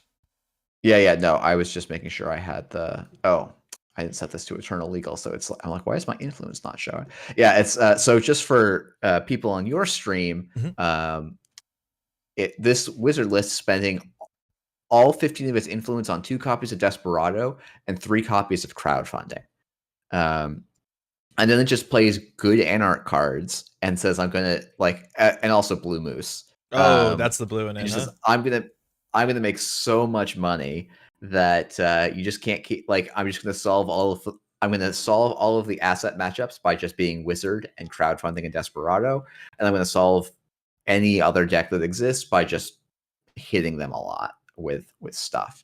It's a little bit light on win conditions in my experience, which is why the version I've been playing a lot is playing 0 Clan Vengeance instead of Blue Moose. Oh, sorry. I I thought you feel like meant that. you're playing 0 copies of Clan Vengeance. I understand what you mean. Oh, yeah. This one is this is like the published one that people play a lot, and that one does have. This has other stuff that's also really mean in it, but yeah, Clan Vengeance 0, that combination together was like really good for a while in standard. Then parts of that got banned out. 0 just recently got unbanned, relatively recently, I guess. I guess a year maybe, but it was good. It was really disruptive, and I think it hurts this sort of deck that wants to hold pieces in hand. All right, we're off.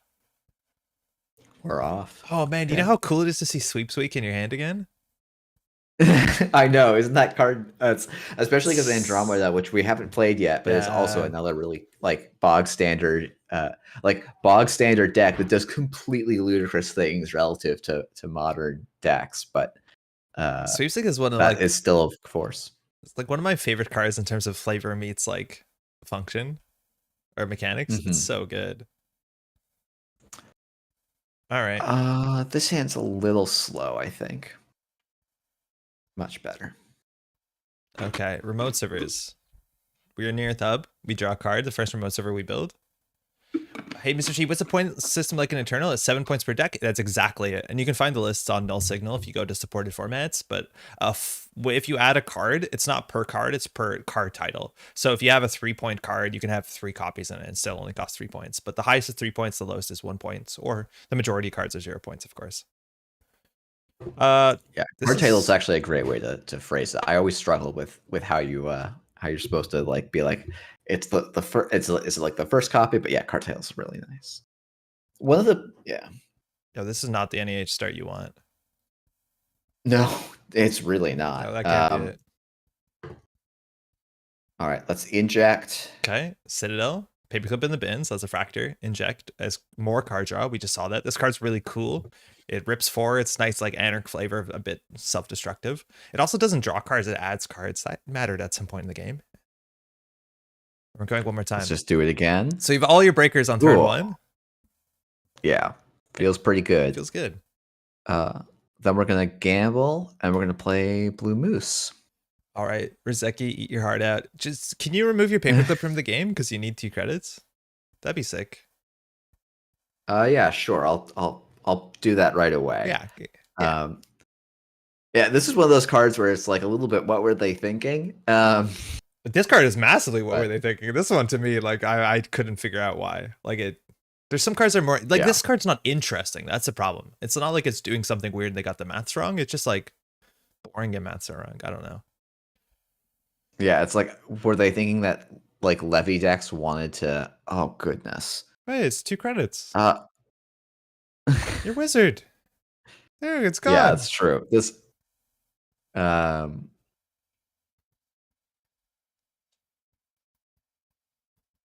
Ooh, okay.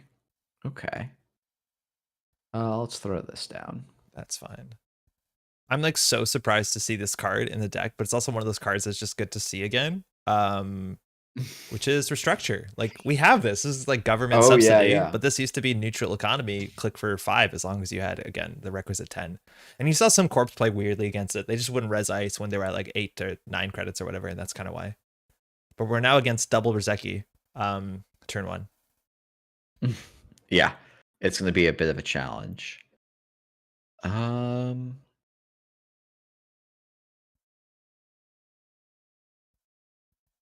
Okay. Let's get this down and we'll get this down. Oh, that's frightening. Medium. It's like Conduit, but better. Just has less clauses on it.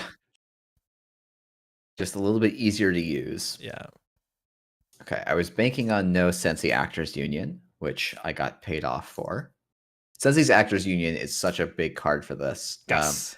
One of the reasons, like, it's amusing, like, I'm Wizard. I should be really good against this, but I actually can't really run this turn. Well, it's difficult for me to run because the threat that Andre is presenting is that he's going to have mid-seasons in his hand. And so that he can then play, give me at this point something like 8 tags. Yeah. Or probably 6 tags. Or no. Okay. The number's getting a little more reasonable the more I think through it. But basically, the economic lead is going to let me have me take a bunch of tags. Then you can spend a click to trash the Citadel, and then you can high profile target me. Yeah. In theory. It'll take a bit. Like I have to take the Citadel down, probably take the Blue Moose down, but yeah. It'll take a bit. I need to get something going on the table and at least install 2 things. Robert, I think you're right in retrospect. How's it going, by the way? Like I regret it now. Especially after that conversation we had. Yeah. Okay. So we're gonna do this. You already have 18 cards left in your stack. I'm meant to be NEH and I'm 36. Okay. And there's our first crowdfunding in the heap. I'm a little bit annoyed that this is my first one with 15 cards left in my stack, but this is like a lot of what Anarch does in Eternal is just like burn through their deck like no one else can. Yes. You have all they have so many conditional card draw and card trashing effects. Part of why Blue Moose is really good. I mean, Blue Moose is just really good, period. Why Anarch is good, maybe, is the other idea. Glad I caught this. I hadn't heard you and Jeff for streaming Eternal. Yeah, we have a stream this week. And if I'm not mistaken, next weekend as well, we're streaming on Sunday, but we're doing like an entirely different format that we have no idea what it is. It's Nemix cards. Yeah. Yeah, it's gonna be a very different ball game. Okay. That's a interesting position to put that. You know what? Let's just do this. Oh, I forgot this was in this list. Yeah. Oh my goodness. It's weird. You can break it and hippo it. It's just gonna be all your money and then good luck with midseason. Yeah. Don't make me scroll up and read the log to know what's in your hand with inject. Don't make me do it. I injected a long time ago. The last turn, you injected twice. No, that was like turn 2. No, you just injected twice, didn't you? Yeah. I'm moshing. You inject with you got added Blue Moose, moshing, and Sure Gamble last turn. You discarded the crowdfunding. Oh. Okay. I'm going to install the Black Orchestra to give me optionality. And then I'll let you resolve and guess. Cerebrate, yes. I read the first sentence. I gave you a hint. It's probably not hardware. I know you have a moshing in there. Probably not program. Yeah, Cerebrate, I made a horrible misplay. I always like to hear that. Do you want me to fire? What did you name? Event? Yeah, go ahead and fire. Okay. We'll take the stim hack and the moshing.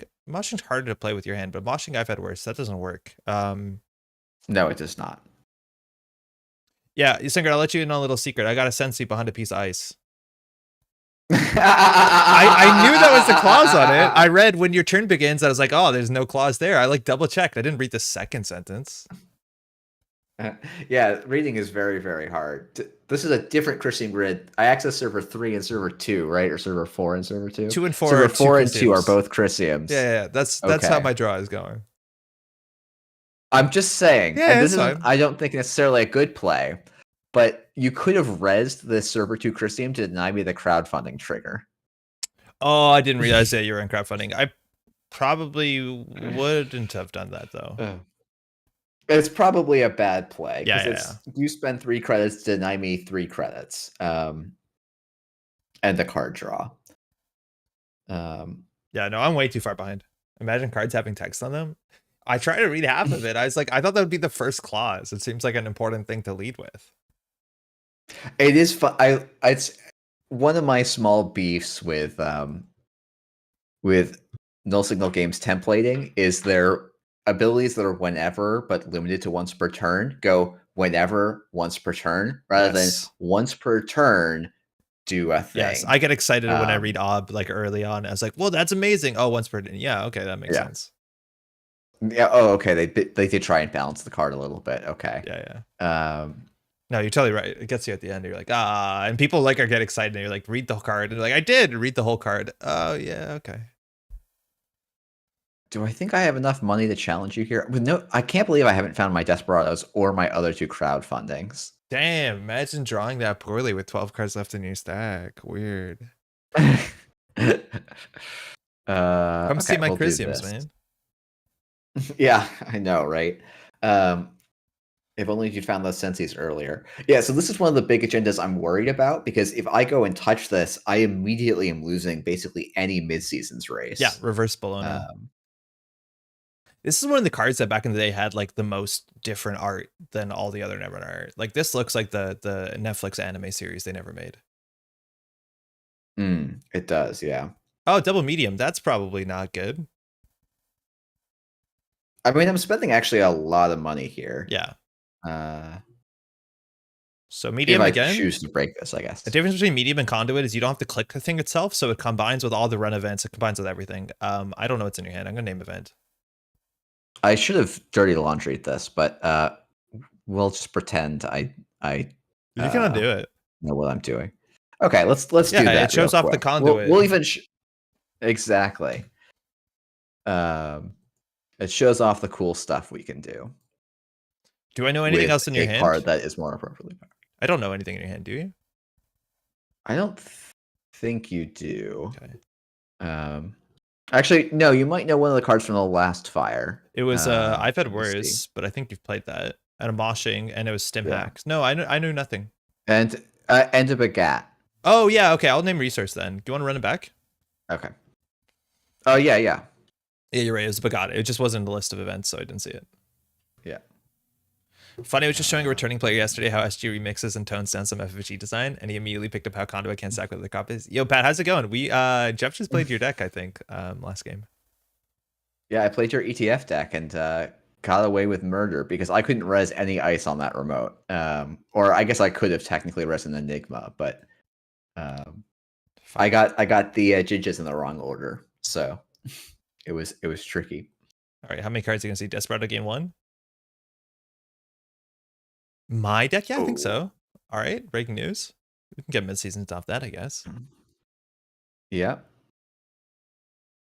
I think I just lose here, though, right? I think. Well, okay. This run on R&D is arguably bad because if I hit an Explodapalooza, I think I maybe lose. What? Or if I hit like 2 Explodapaloozas. What was the other card in your hand? Paperclip. Okay, well, I guess. I actually don't know. Like, it feels up your blue moose. I'm just still gonna do it. Yeah, I think it's fine. It also actually. There's some funny lines now where if server 3 is a breaking news, you can advance HPT and kill me. No, you can do 0 cards with Citadel. Oh yes, I can. You're right. Yeah, I had to ask that at Worlds. All right, well that's pretty good. Oh, one of. Man, it's cool to see this card again.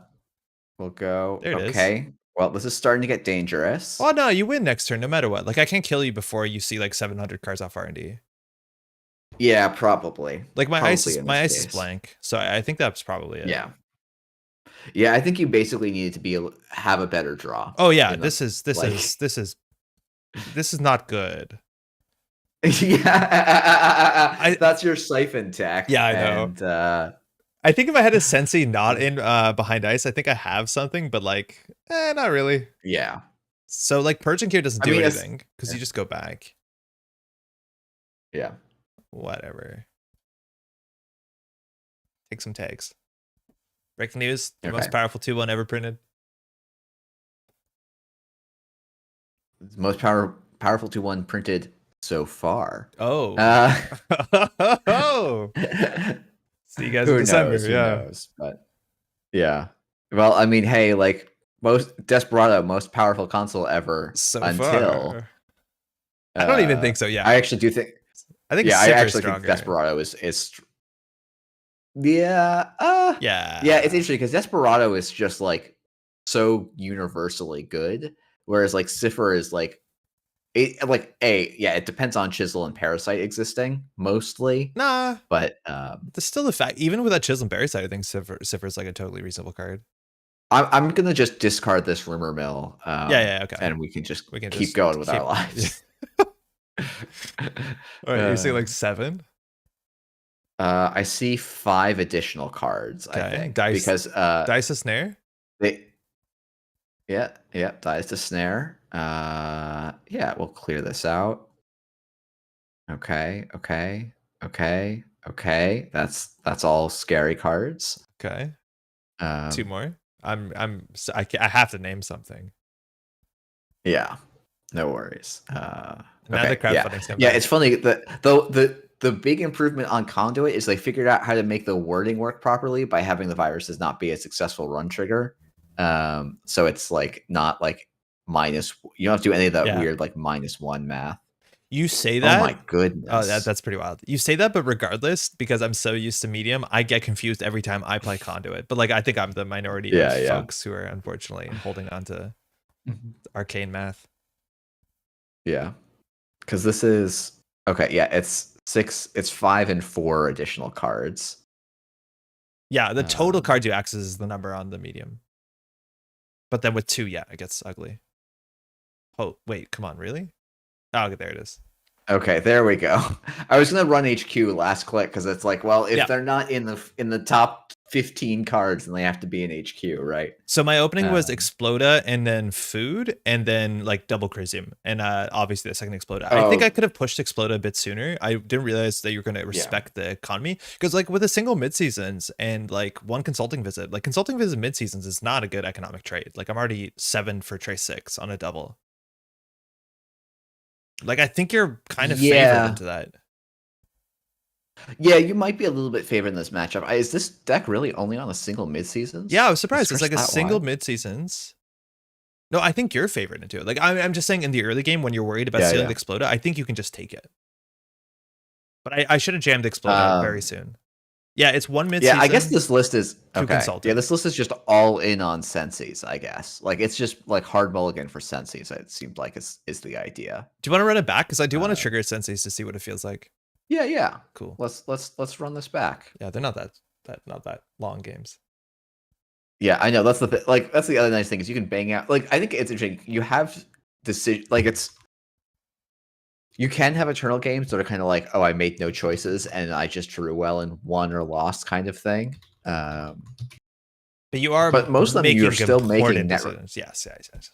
Yeah, you're still playing like you're still doing some of that important netrunner stuff that is like part of the core game to me.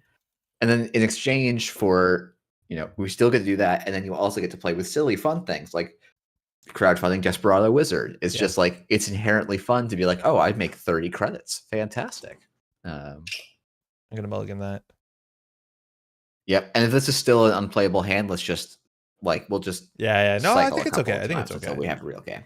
Hey Strix, Okay. how's it going? Welcome.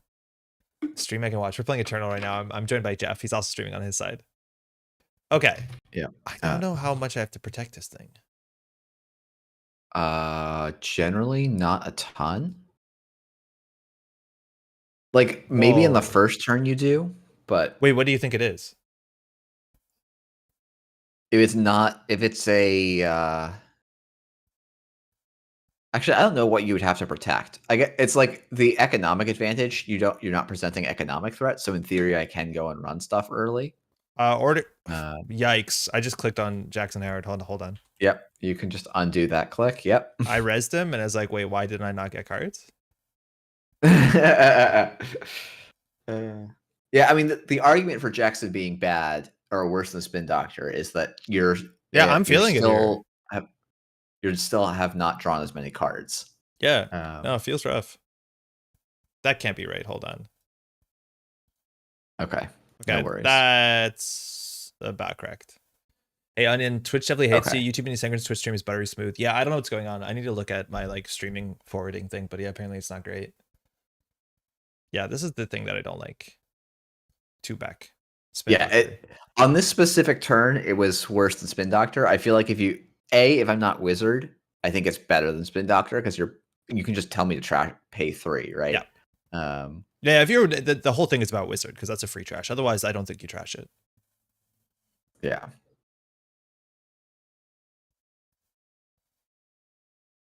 Oh, the Blue Moose. You're running 3 Blue Moose?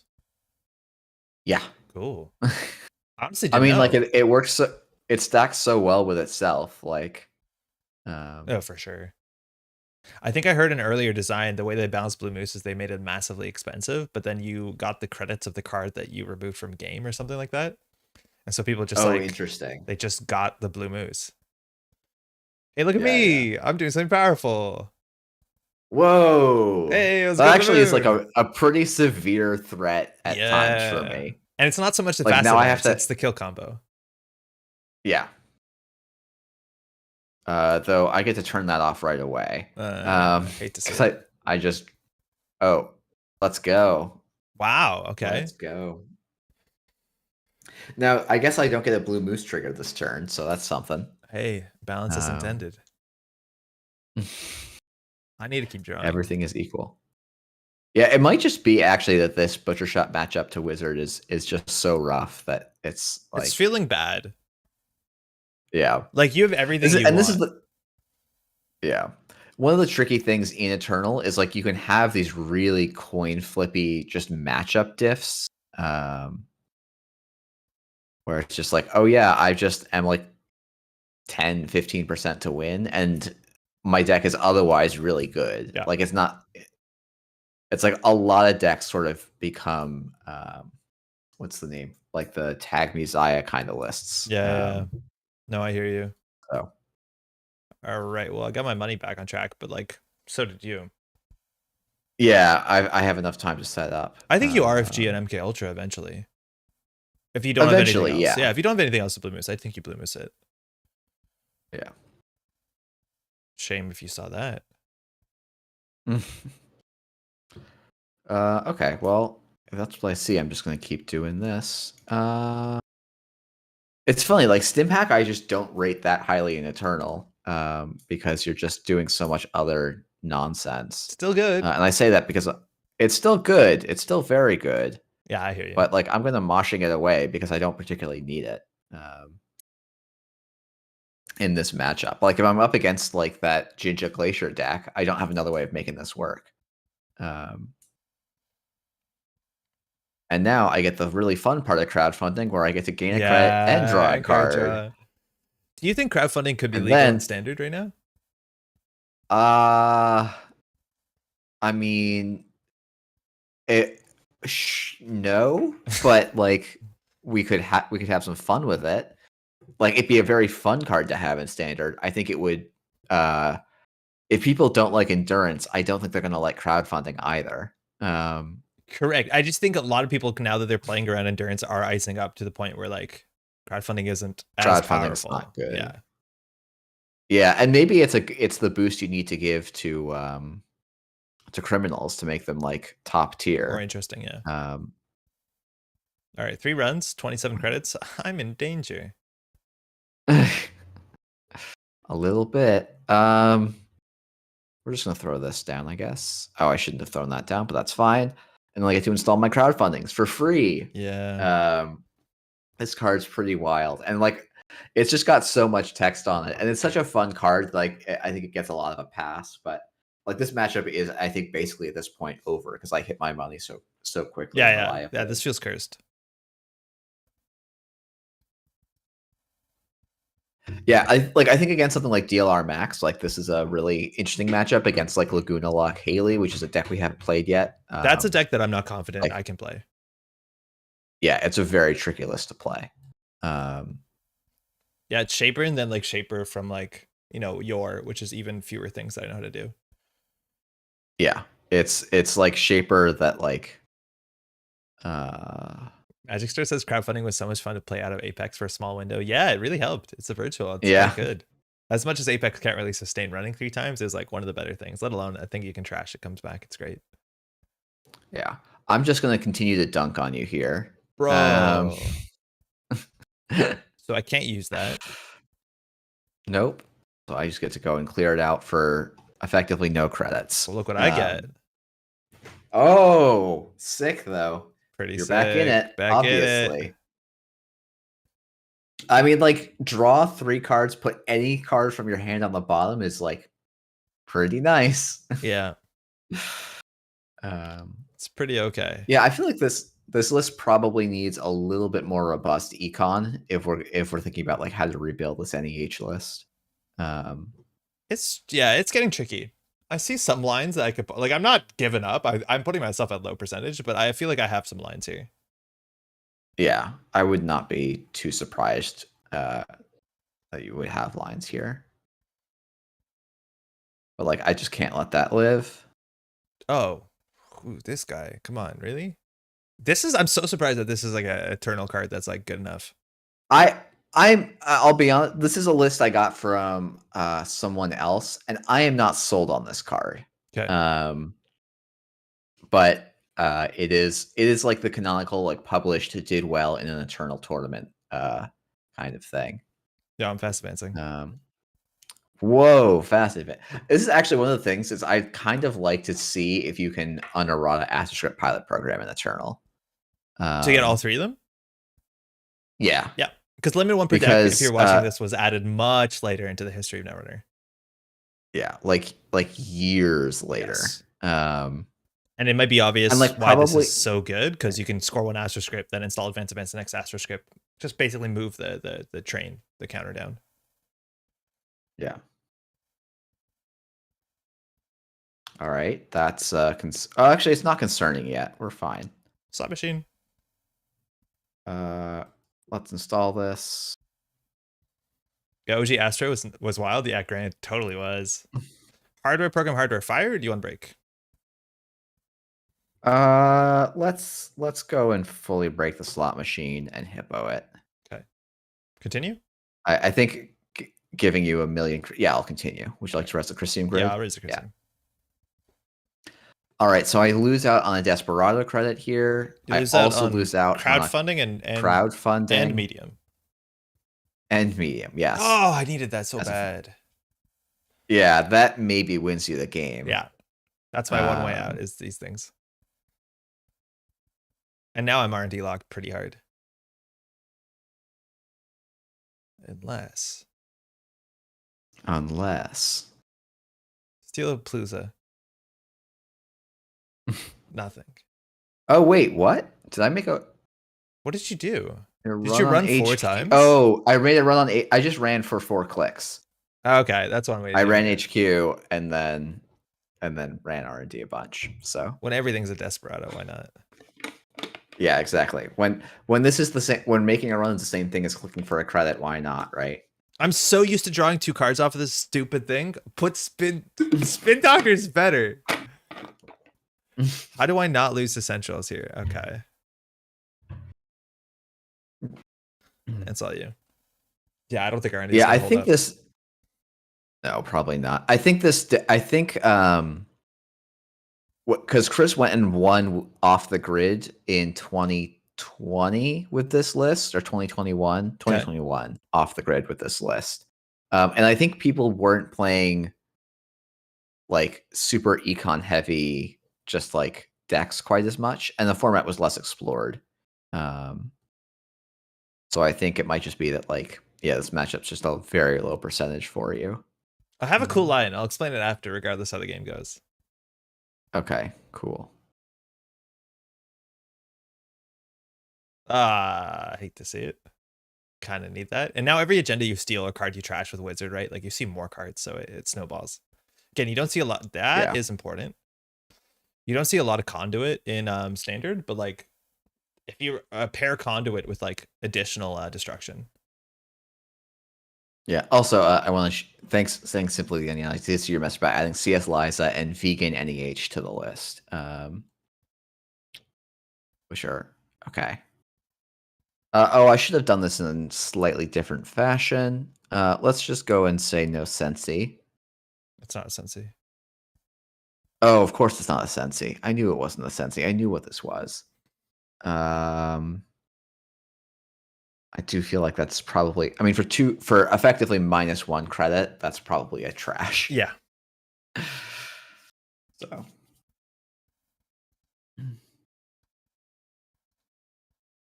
Teehee.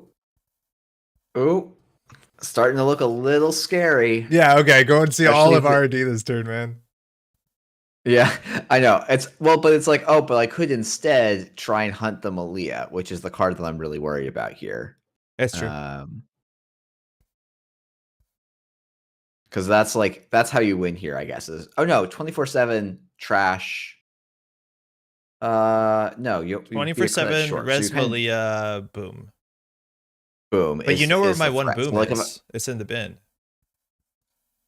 yeah. Oh, you have consulting visit, but then you don't have the clicks for it. Yeah, Yeah. that's a good point. There's one HPT, but if you All have right. 5 cards in hand, you're safe. Yeah.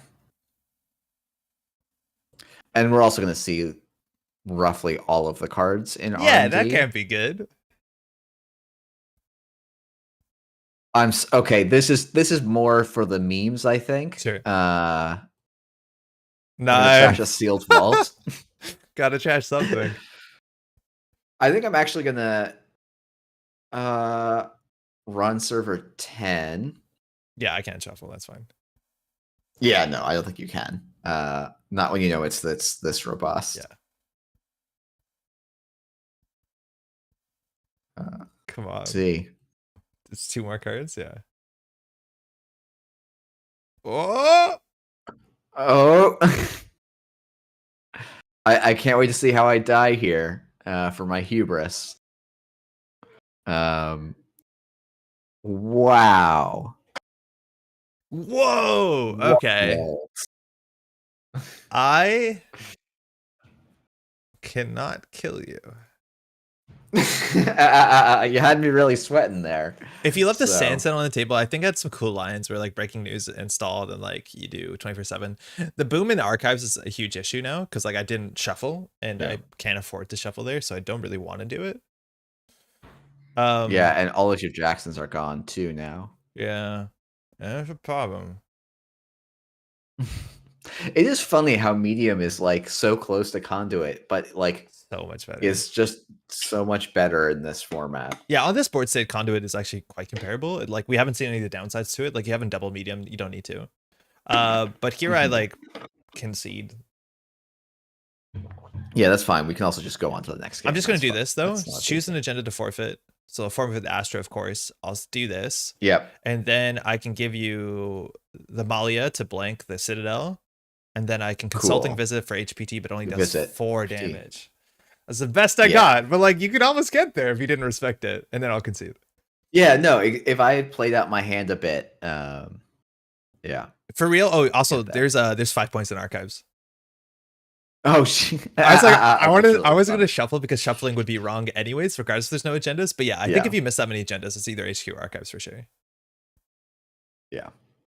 Yeah. So if you're on archives, you win. But you're gonna win no matter what, so it doesn't matter. Good game, man. Yeah, that game felt very, very, very locked. Okay, I might do an op game if that's all right. Yeah. Totally cool. I think we can get maybe one or like if you want 2 more games in, depending how long they are. Okay, sounds good. Oh, people are adding. Thanks, Giles. So you're playing op. I'm assuming you're doing kill combo. Yeah, there's kill combos around. Okay, so I'll play a wizard of sorts.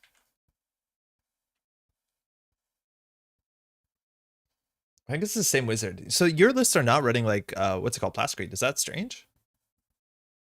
I think these lists.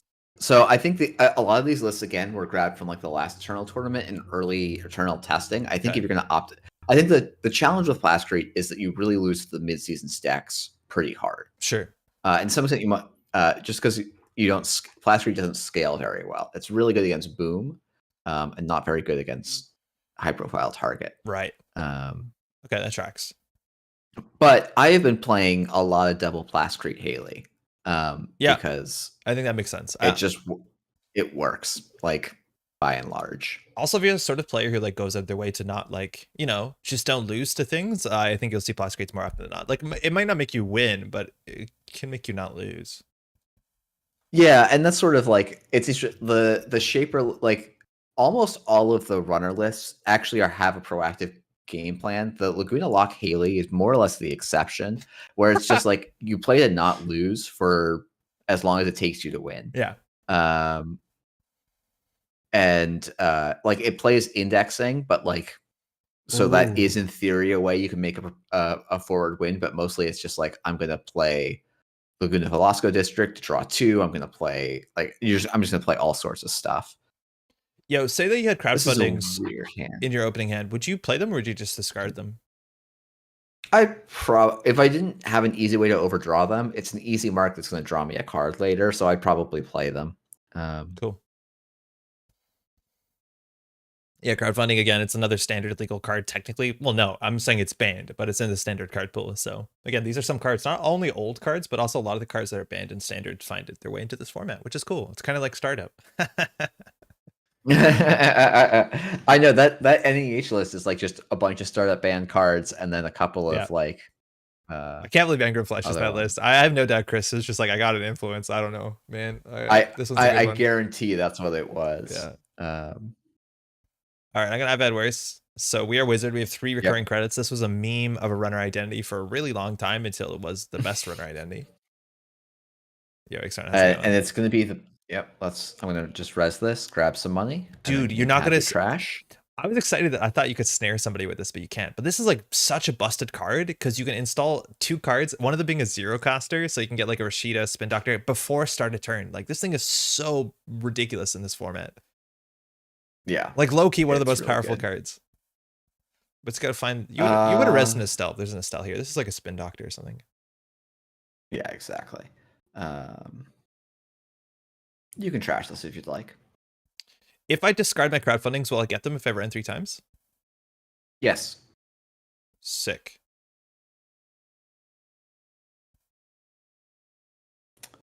Oh, it was a Jackson last spin. Yeah, right. Oh, another one. Sorry, did you want to res that before I ran? I was thinking about it, but no. Okay. So end turn, discard these, and now I've ran 3 times, so double crowdfunding turn 1. Sick. That's pretty sick. Okay, well, that's quite the draw for me. Okay. We're just gonna do this.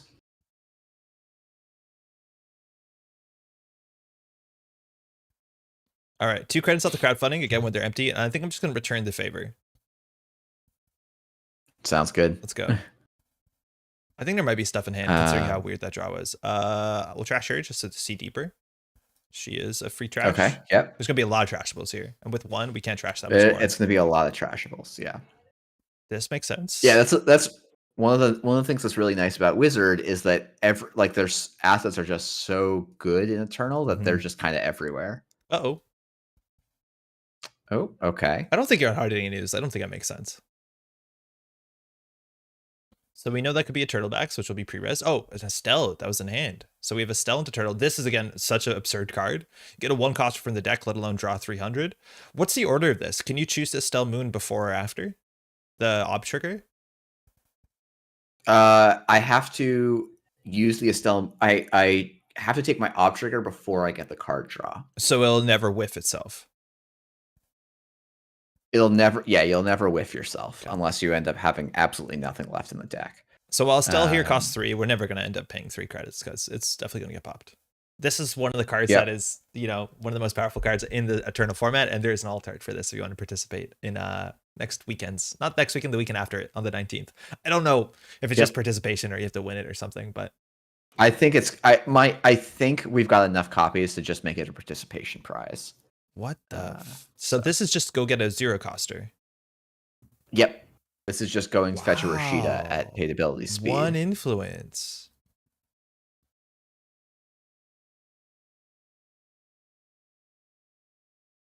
All right. Still don't know what's on the table. Worried about one of them is the Turtlebacks.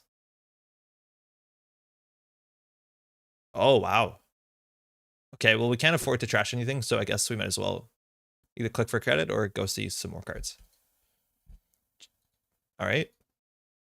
Okay. Okay, game point. We probably won't lose this turn. Op trigger is always right after cost and before the paid. Okay, so it's cost, then op, then effect. Cool, thank you, Simply. I know also you can't trigger op cards without sorry, you can't trigger things like op cards that require trashing that don't change board state, so dedication. Okay, so you suddenly have and a lot of money. Oh, how do I get money? I guess I've run 3 times. So I'm going to play the Hacktivist. Is there anything you wanted to do before I played that? I didn't see it being drawn, so no. I don't know what server 5 is, do I? You don't. Okay. You have not run it. Yeah. I don't think. So here I'm going to try and run 3 times. We're a credit short of trashing Jeeves. Jeeves into Mad, we can just lose, right? Yes. Hold on. I can just lose to Jeeves into Mad, right? Yeah. So I need to trash it. I mean, with Hacktivist, it's not as bad. Still, I don't want to die. Yeah. So I can still run 3 times, right? Oh, because I no, I didn't spend my I didn't actually do the click. Nice. NCIGS is the nemesis, the real fun you could have an odd. What is NCIGS? No change in game state. Oh, right. Okay, cool. Yeah, the dedication. So that was Rashida. Silver 5, we still don't know. We know there's a Mad in hand. We know there's a Turtleback somewhere. We don't know what Silver 5 is. I think Ysengrin probably doesn't want to res the Turtlebacks in Silver 5. Okay, we lost our current. This one gives a credit. Not that money matters. Yeah, there's a Turtlebacks, which is worth resing now because of Mad, but maybe it was not worth resing because we don't know what it is. We might have wasted a click running it because we don't have to trash this. Ysengrin has infinite credits. Yeah. And Ice on R&D is either Tour Guide or Enigma, as far as we know. I'm assuming Hive makes a part of this list. Yeah, Hive is definitely an option. And like, this is one of the things where I'm discovering, like, as I play this list against Wizard, that I need to make adaptations. And so there's some I definitely need to make for this list. Okay, so I think it's Tour Guide here. We can't deal with that. Oh, I'm going to click for only 1 credit because I want to run 3 times. Oops. Yep, that's fine. I did this wrong. So click for 1, we start. Yeah, that's good. So we're just going to run 3 times. There's Enigma. Okay, so Tour Guide could be on the remote. Again, the Turtlebacks gives it 1 end their ends every team. Okay. Check archives, I guess. Ooh, HPT. Lose. 3 HPT. Oh, yeah, not my fave. Was that the weird ugly draw? Yeah. This is wild. Like, it's obviously 6-0 and your board state's like not very big, but like I'm still scared of losing at any point because I know Op can do it. Yep. No, I think it's totally reasonable to be scared of losing at any point. I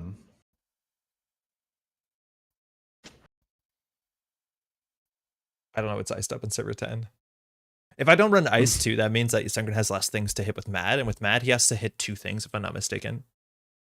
So as long as we don't res ice, I have to basically hit 3 things minimum to do guarantee 6 damage. Oh, but your HPTs are out. I was thinking Boom. Are you on Boom? I'm not, but like getting Jacksons is usually not a huge problem for the list. Got it. Okay. Let's see. We'll do this. Whoa. That's probably fine. So here we have an economy struggle. Probably fine. We need to keep things off the table though. Yep, you can have that. Cool. So this is just, we're trashing stuff that we don't want resed. This could be, we could do credit. Oh yeah, Simply the Onion. That's a good call. We can't sure gamble this turn. All right, I'm gonna purge virus counters. Get a 2 I'm gonna coster. install a 2-cost card from out of my deck. What do you got? Let's go grab on this board state. I guess it's gonna be a Jeeves in a new remote. All right. So, we can't trash it. Did we lose to 1 credit? Wait, am I 1 credit short? You're not going to die this turn. With 3 HPTs in the bin, you're safe for a little bit. Oh, that's true, because there's no Spin Doctor Jackson. Okay. Have you seen a deck that's running Spin Doctor and Jackson? Or is that ridiculous? I haven't. It's a lot of Eternal points, and so you're going to do it out of yellow because it's like 6 influence, and that many points is a little bit silly. But I wonder in NEH if it's correct, if you just want to be as like aggressive as possible. Is this an Atlas with a token? That seems like a problem. Oh, 2 tokens. That's safe then. That's no big deal. Yeah, 2 tokens. Not a big problem at all. All right. Well, let's start running stuff. Yep. Yeah. Now you get to go and be wizards. So yeah. I do honestly think we take down the Turtlebacks. Like for a Resible, maybe. I don't know. The agendas have to be somewhere. It's not unreasonable because like you're keeping me off of cards I can have on the board, which is like a real threat. But I'd rather do it next turn with wizard credits. Oh, it is a boarding control. Okay, that's good to know. I assumed that was either a Tour Guide Enigma. We did see the Enigma, but That's good to know. We need Yeah. our paperclip for that. I don't think we have any other way to deal with ice. We don't have like chisel or sorry, like parasite, do we? Yeah. I don't think chisel or parasite might have made the list. I'm not sure. Let me check. I can't. I have so many tabs open. I can't tell which one the deck is. Yeah, we have parasite. We have parasite. Okay. Okay, I think there's an agenda in there. We ran last click on R&D to respect Enigma.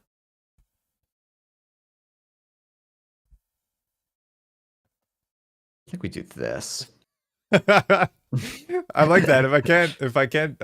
If you res stuff, it's a problem. Okay.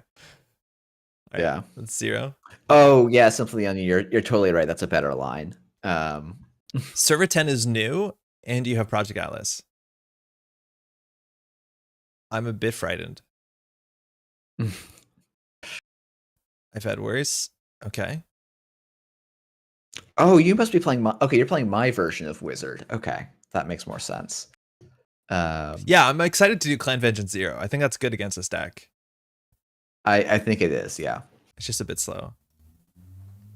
Yeah, we're seeing it can sometimes be a bit slow. Okay, my chat is calling out that I had a fairly clean winning line. Whoa. Or not like absolutely winning, but like relatively winning line. This isn't Atlas for Jackson. Okay. So this is fine. 2 Jeeves are out. So like I'm at the point where not knowing the list is going to cost me something. Is there anything you want to do? Into Hacktivist. Oh, I'm not I now on know Rumor you're Mill. on Hacktivist. Yeah. I mean, like once you play a Hacktivist, if you're gonna play Hacktivist and Rumor Mill, like you got me. Okay. So no, I'm all set.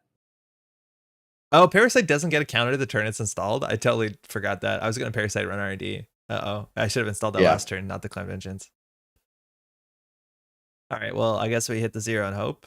Okay, we trashed the Parasite. Feels good. In terms of, it's useless, so. Do you think they have 3 Gs? I think Onion's in both chats, so I can't tell. Yeah. In terms of breakers, we can break a tour guide on server 10, which I think is not unlikely. We always have the Clan Vengeance. If we can figure out how to take more damage, it'd be good. Because this is not, whenever. It's not first time return you take damage. But, yeah, it is whenever. I think I think there might be a Stim Hacker 2 in there. Yeah, there's a Stim Hack. A Mouseless 2 maybe we'd connect with, but I don't know. It is a Jeeves into a tour guide. Okay, so that we can deal with. No, we're short, right? Because it's 3, 6, 9, 10, 11. I think you have it. No, I'm a credit short. Because you've got 13 credits. 10. Plus 3 from Wizard. 3, 6, 7, 8. That's true. So true. But that's fine. Let's go. Yeah, that seems fine. All right, so we'll break for 6. Pay 5. This is a bit of a bummer. If I planned my turnout, we could have got our what's it called down. The crowdfundings. Yeah. And then I think I have to go for the Spin Doctor, but I feel like very silly doing the Jackson and then that. I should have done it in the other order by a mile. I guess it doesn't matter. You're not returning 3 Jeeves, are you? Are you returning 3 Jeeves? Who knows? Who knows? Okay. Yeah, it was 3 Jeeves. That's pretty wild. Yeah, I mean, it has to be 3 Jeeves. It's literally my entire win condition. I just didn't think you'd get him on the table. I guess with 17 cards left in R&D, yeah, maybe. Yeah, I would love to have ran 3 times that turn. Yeah, running 3 times that turn would have been really nice for you. I think we can just go. Yeah, let's just do. Oh wait, hold on. I have to do this slightly differently.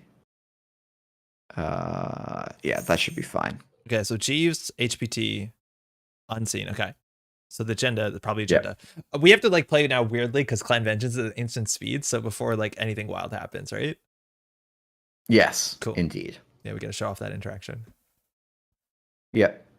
I'm going to make a new remote. Mm-hmm. I think I'm going to install a card in HQ. Okay. Oh man, actually, Clan Vengeance doesn't really do much against Project Atlas, does it?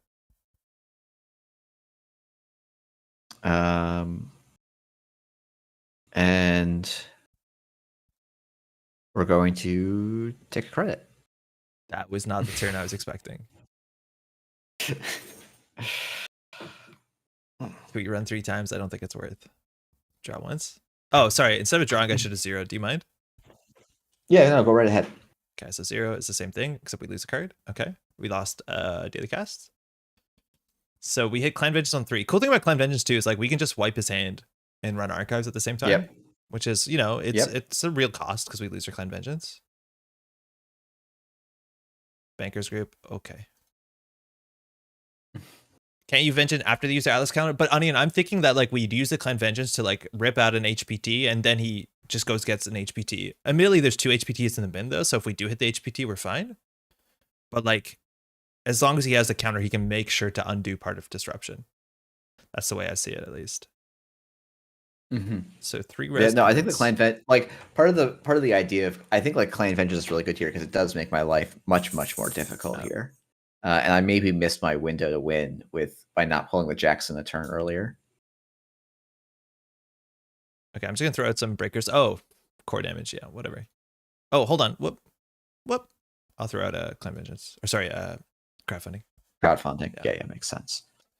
Let me think here for a second.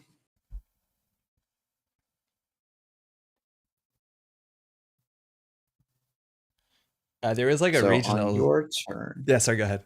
If you want to explain what you're thinking. Oh, yeah. So, okay. So this is I actually have a very silly line here. Okay. So I'm going to, on your turn, I'm going to purge virus counters to install a Jeeves in server 10. Which is a 2-coster. This is scary. 2-coster. Would you like to take any actions? No, I'll wait for you to mad. Okay. Fuck. I drew the 1 card that causes me to not win here. Wait, did you draw the 1 card you can't tutor now? Yeah. Wait, what? Okay. So what I'm going to do still is let's just do this. Okay. So board rip. If you trash a Jeeves, do you still get the Jeeves ability? Yes. That is bizarre.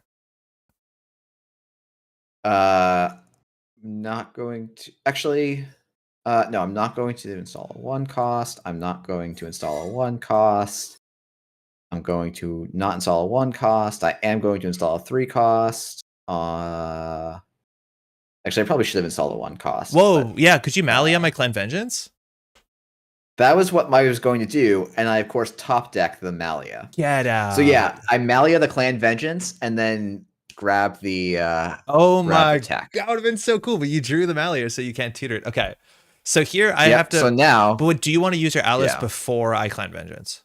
Because you have priority. You have to give priority to me. So if I don't use my Atlas counter here, I don't like you always are going to have a Clan Vengeance in response here if you would want to use it. Basically. No, but you can Atlas first. Because it's not a click. I can use my Atlas. Yes. I can use it, but before I can play my high profile 100%. target, I have to give you this paid ability window back. So I will use this. Did I get it? Okay. And then I will click to draw a card. Oh my god. Okay. This is frightening. I can run R&D a couple times. It costs me 3 credits a pop. Again, I don't know what's in Archives. I think that was the proverbial load thrown. Yeah. No, just simply, you're completely right. I should have grabbed a Markiel from my deck or an Advanced Assembly Lines so I could then get a Jackson Howard to cover for the situation that we're in now, basically. That's what I was worried about. If you had a Jackson on the table, then you can Jackson to get more counters with the Atlas. As long as you had one in hand, though. Yeah. Yeah. I don't know if this is right. This is maybe a bit of a tilt, but I'm going in. So many op misplays. Yeah, I will say it's hard to play op when you're trying to also be entertaining. But also that's going to be my excuse here. Like we're so used to the op lines in standard, and now it's like you have 300 more vectors. Yeah. Okay, I was hoping to win there. Yeah, but odds are not great for me here. do My I have to deck is clear the full of tags? No, I can't agendas. clear the tags. No, you really don't have to. With all 3 high-profile targets, you're Fuck. just completely fine. CVS. That's don't better for me, though. trash that. I trash that. That's an op trigger. Discard down to Yeah, it's 4. a really good op trigger. And then I get 3 crowdfundings. This is an exciting game. I was just about to say you have no econ, and then look, whoops, there it is. Yeah. How many Jacksons are gone? Just 1. Okay, so I have a small glimmer of hope. 2 Jacksons are gone. 1 out, 1 in the bin. Oh yes. We're gonna do that. So you broke lock, but you put another ice. Did I break lock? I think so. Oh yeah, I guess you only got because I saw 3 and in. I trashed the last one. Yeah, so you just broke lock. Yep. Okay, so border control's an issue. Money's an issue. Let's go find some econ. Inject. Okay. Yeah, I mean this deck does feel not having Blue Moose giving it 2 credits striplessly all the time. Yeah. I generally think the Clan Vengeance makes up for it. I hit the stim hack. That's the one card I don't hit. So I think my curiosity is gonna get the better of me.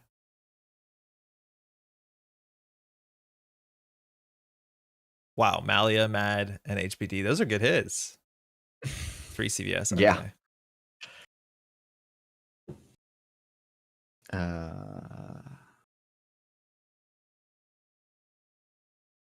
Oh, discard 2 cards, right? I feel like a second medium's unnecessary with 9 cards.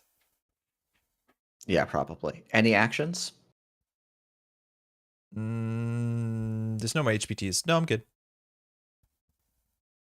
Oh, but I'm tagged. That's why did you trash my crowdfundings? Come on. Nice. I thought you were asking before you mandatoried whether I wanted to hit before or after, but yeah, it became apparent. Okay, now we have a problem. Okay, so let's go this. Then we're going to Oh my god, this is gonna be a grind.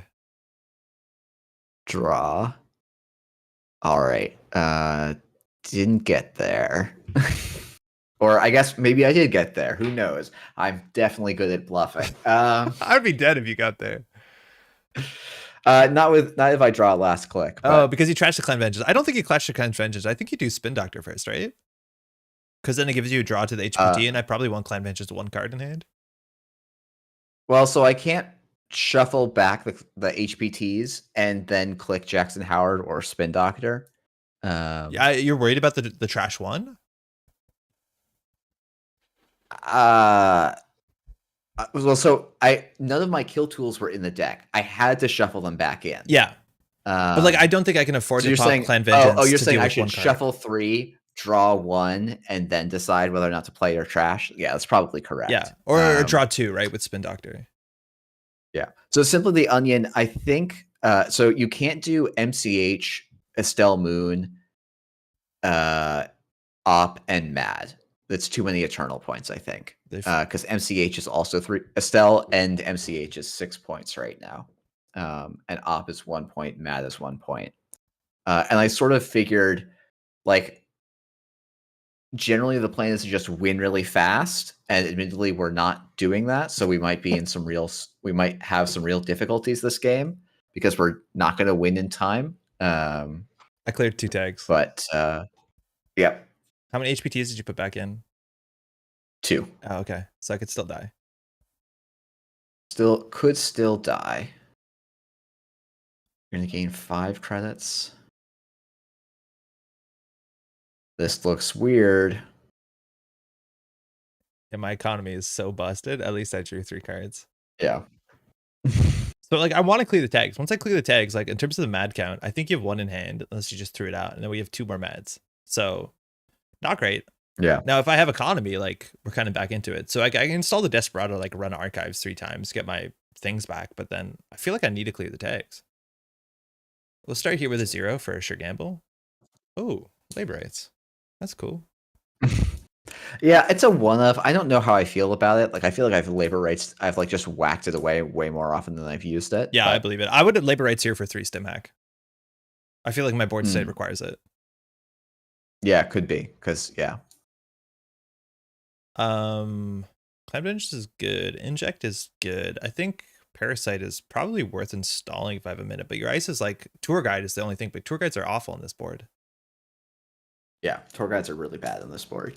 I'm giving up on Hacktivist. I feel like you've res most of your assets. Yeah, probably. Yeah. And again, your current's been on forever, but nobody cares. It's a counter current, not a real current. Yeah, exactly. Draw. We're going to. Uh-oh.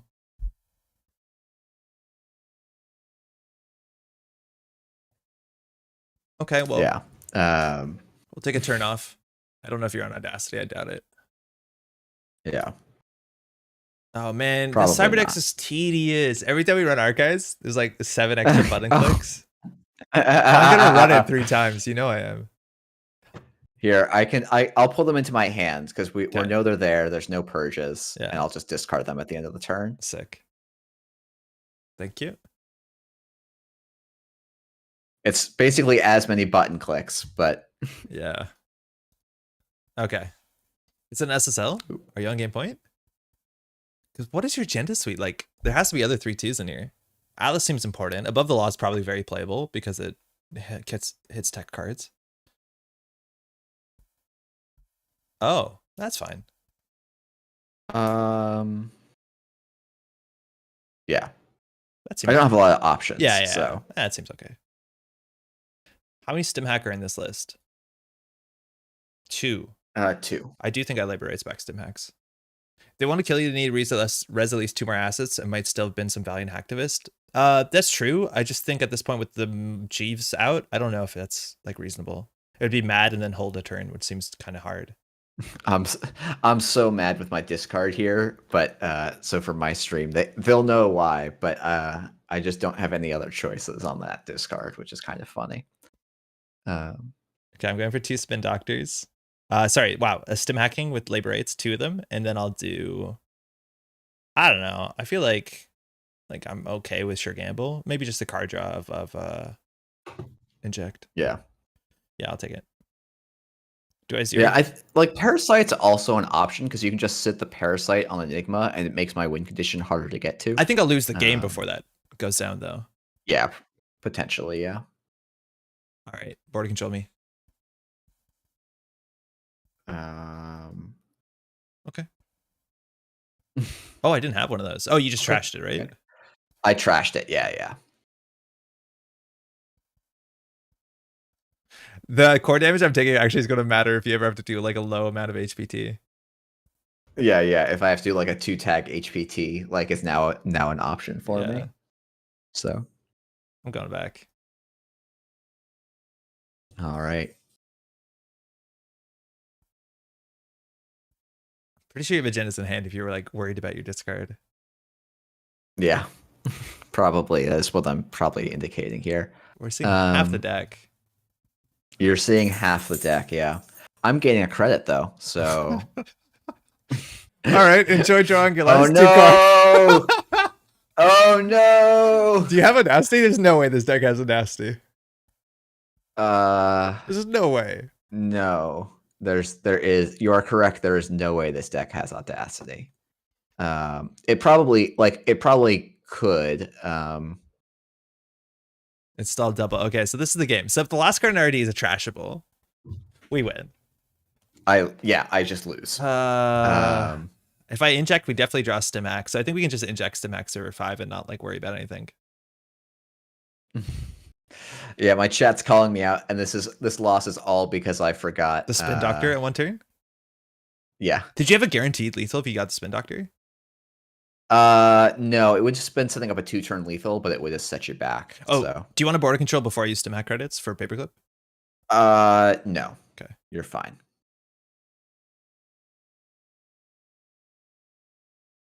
Wonder if this is wrong. This is nearly wrong. Not wrong, though. No, it's fine. Yeah, you're Yeah, fine. I can go back. Yeah, one click. I'm gonna fail to find. Correct. Are there 3-costers in the list? It's what's her name? Malia. What's her It's just enigmas. No. It's enigmas. But isn't And all 3 are rest. Isn't what's her name also 3-cost? Estelle or no? Estelle is also 3-cost, yeah. No, Estelle is 2. Oh, she's 2. Okay. Wow, I did not think that's how that game was going to end, but that actually was like really exciting. I didn't either. Yeah, that was a super interesting game. I think I biffed my own stuff a bit and didn't maybe use my triggers quite correctly, but it's all good in the end. Would you be able to tell me if the last card in R&D is trashable? Just because that was obviously a line. I just don't want to like bet all the marbles on it. I'm pretty sure it's not. Let me see. It's a tour guide. Okay, good. So we ran R&D to trash the last card, so Jeff fails to draw. No, we would have lost. Yeah, and it's also if I didn't top deck the Malia, the one. Yeah, we would have lost. I would have won on. I would have won on that turn. And simply then saying, if I'd gotten the J How a turn earlier, well, he's okay. No, I simply that comment I reject because that depends on like the shuffle order. We could have drawn the Malia even after the shuffle. So I reject that piece of feedback. So yeah, it's always the worst part in op where like you have a combo. It's like I sure hope I don't draw my bass, and then obviously you draw your bass. But yeah, that's kind of why I like the 2x bass version of op combo. Though actually, the front page of NRDB, I'm excited to see you play next. What is it? I haven't seen it. It's basically it's hybrid op, but it's hybridizing Beeblum's op and my op rather than my op, which I was calling hybrid because it's a hybrid of Fast Advance and stuff. I think I saw that one when it was not the Decklist of the Week, and I was like, oh, this looks pretty cool. I'm worried that I play too much op on the channel, but I don't know. People like op, I like op. I realized I haven't actually made an op YouTube video yet. So that's weird. That's got to go up on my list a bit, but because I love playing it. It's just the only corp I want to play right now. Yeah, no, I hear you. But it's like 140 right now. I have time to do maybe one more if you do. Yeah, I can get one more in. All right. Anything that you want to shout out that we haven't seen yet? The Panopticon Haley, I think, is like a really like one of the few decks where it's like it exists because of Eternal, kind of. So can I try CI then? Yeah, sure. I reckon you have a good matchup into Brain Rewiring. Yeah, I think I have a very good matchup into Brain Rewiring. Better than the other one? Than just Rococo CI?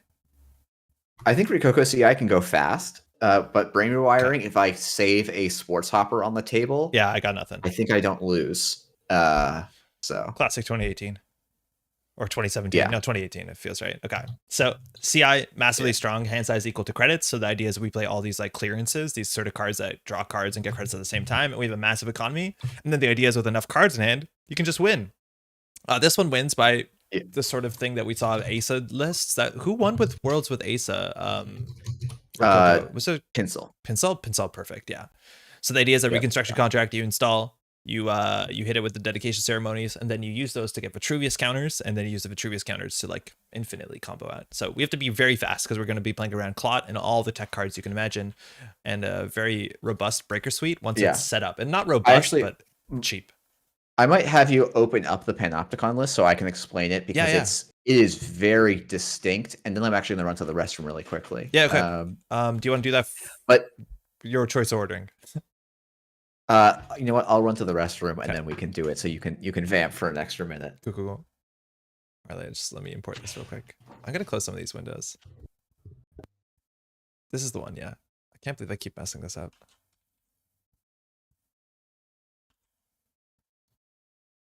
Okay, so Panopticon Haley, Jeff will probably tell you in a minute, is called that from my understanding because it's the cameras list. So the Panopticon is always watching.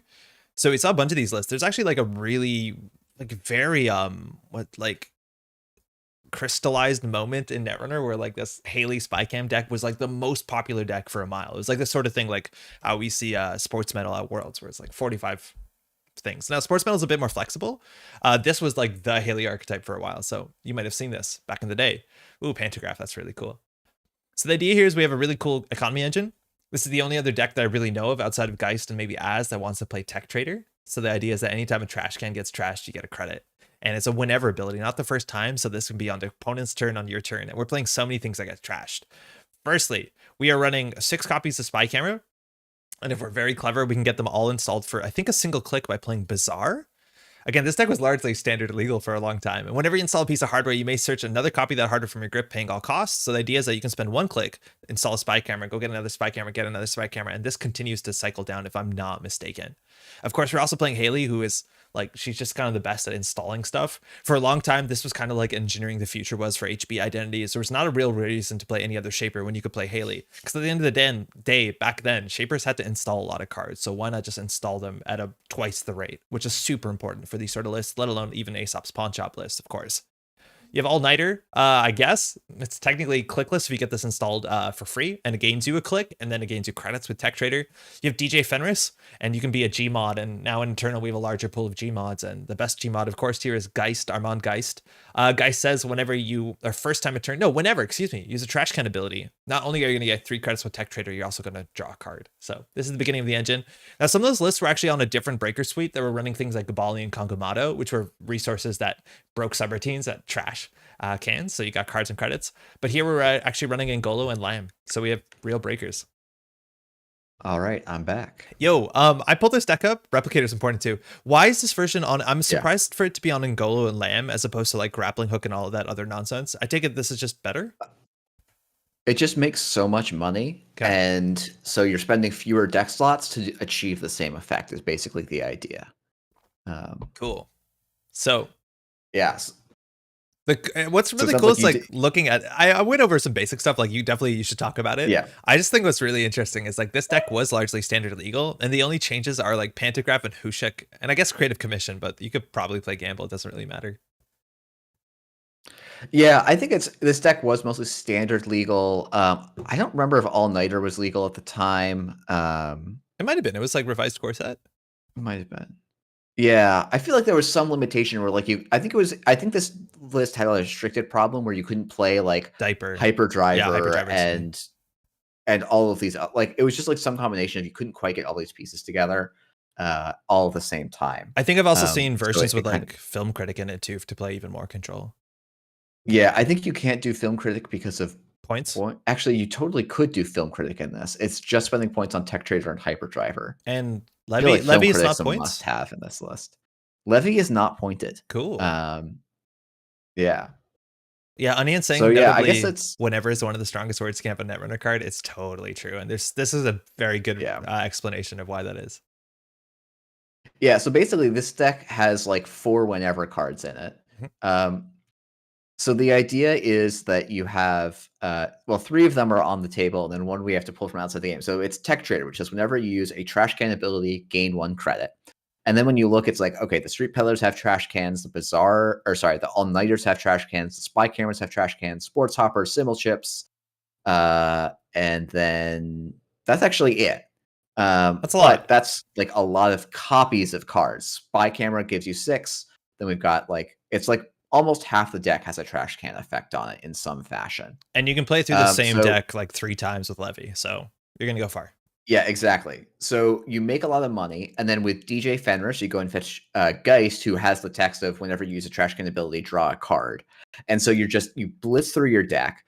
But you actually blitz through this deck even faster than you'd think because it has this combo of cards called Replicator, which says whenever you install a piece of hardware, you may search your stack for another copy of it and add it to your grip. And then you also have Bizarre. So then it's whenever you install a piece of hardware, you can install another copy of that hardware from your grip, paying all costs.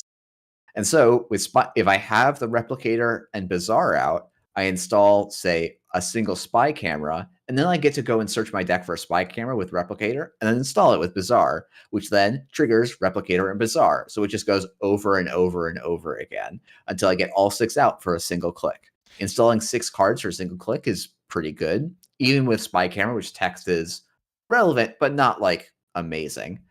But then when you're like, oh wait, that was 1 click to install 6 cards, which is then going to get me 18 credits and draw me 6 more cards, you start going, oh, that's a little bit nuts, a little bit wild at instant how much speed. you can do. Yeah. Yo, real talk also. And that's Replicator is like another whenever clause, and like even installing the replicator, you can grab your other 2 replicators just to thin your deck, which is really nice when you're levying through it. So your deck is just all gas all the time. Yeah, exactly. And yeah, the key piece here is that we have levy to reset the deck over and over again. So we can go through our whole deck 3 times, which means we should be able to make oodles of money. We've got Ngolo and Lamb to actually go and break ice the court presents us. We have Kushik if we're whiffing on spy camera digs. I'm actually a little surprised that this list isn't running. My big thing that I've been liking in this sort of control shaper list is freedom through equality, because it clears out currents and then is basically a mad dash that you can combo with everything else that you're doing. Yep, works really well. Yeah, and then we've just got value tools like Hyperdriver, and that's it's all engine pieces. The symbol chips actually look a little bit funky to me. That we're rolling 3 of them when it's really just Clot that we're recurring. Well, it allows you to reuse the Ngolo ability, but yeah, that doesn't seem very relevant. Oh, you're totally right. Yeah, it is letting you reset the Ngolo ability quite a bit. Yo, this is one of the decks that I think has actually used the top click on in spy camera. If you get all 6 down, it's like not the most important, especially once you're set up with DJ Fenris. But yeah, it's pretty interesting. Yeah, this deck is cool. Yeah. Real quick, I just want to shout out. Hey, Veronica, just popping in to say hi. Played at Dutch Nationals yesterday. Yo, had a blast. Placed 8th. Well done. About to record some Arkham gameplay. Yo, enjoy your Arkham. New cards are coming out, or they're out. Fun. Jeff, are you still playing Arkham? Not really, but I did boot up the TTS the other day and had a nice time with it. Hey. So, yeah, I'd love to get more into it, but I was playing with Whiteblade and Analyze Chris, and we got through all but the last scenario of Return to the Innsmouth campaign. Sure. What the Return to Innsmouth. We know what you're talking about. I don't know it either. Yeah, Shadow. And I'm really bummed because I went about upgrades the wrong way, but like I basically net decked like an Eldritch Sophist, Trish, like Scarborough, Red Watch, and Onyx Pendant deck. Cool. And was just having a ton of fun with that. And it was like, oh cool, I got like everything souped up. Like they're just like, we got to get every point of experience. I don't care if we go to the final Doom thing. Like, so it was like, it was going to be fun to do an incredibly souped up list, but we haven't touched it in months at this point. Ron is correcting me. It's the Innsmouth Conspiracy. Shadow is the book. Shadow over Innsmouth Conspiracy. Oh yes. Okay. So I didn't know for a while that Whiteblade was playing Arkham. And then like I did some deck building with him, but like he has that same sort of, very, first order optimal deck building with Arkham, and it's really cool to see it. Yes. Yeah. I just realized this ordering was very suboptimal, so I'm gonna cool. This is yet again a really difficult list to pilot. So Veronica, happens all the time. Everyone's big Arkham fans. All right, Tech Trader. Do you have another copy? Nope. Oh, it's only hardware. And then we're just yeah. What do I have here? You're humanity to chew through sled dogs? Oh, that's awful. That's really funny though. All right, so you're setting up a bit faster. Thank you, Veronica. Enjoy your Arkham. Okay. How soon can we combo out? You're not threatening Clot. Abstractly, so this deck isn't on self-modifying code, even though it is a trash can. So Clot has to come straight from the Street Peddler or from the Simul chip. Yep. We'll start with draw 2. I actually should keep that card, I reckon. Oh, good. We have that. Then you can definitely spend one of them for tempo. I would usually keep the other 2 if you can. Yeah. So we'll do a triple install. Shipment for Mirror Morph is really good. I think that's all we're shipping. And here it's like click for credit. I forgot Ultraviolet's your whole turn. That's a bit ugly. Yeah, it is. I don't know what turn I want to spend just drawing cards and getting credits. All right. Cracking the hyper. Going to get credits. It is the hyperdriver off of the what's it called? The trader. Yep. Hey, Eleanor, welcome. Yeah, Eternal's pretty wild. I'm enjoying Eternal way more than I thought I would. Double install? Yeah, it mostly resembles actual Netrunner, which I think is not the reputation it has. Yeah, exactly. Yeah,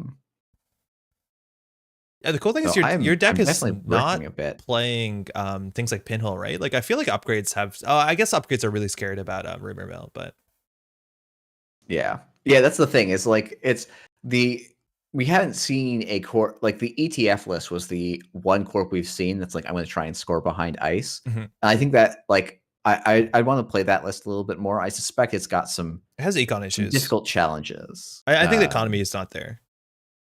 Yeah, I would generally agree.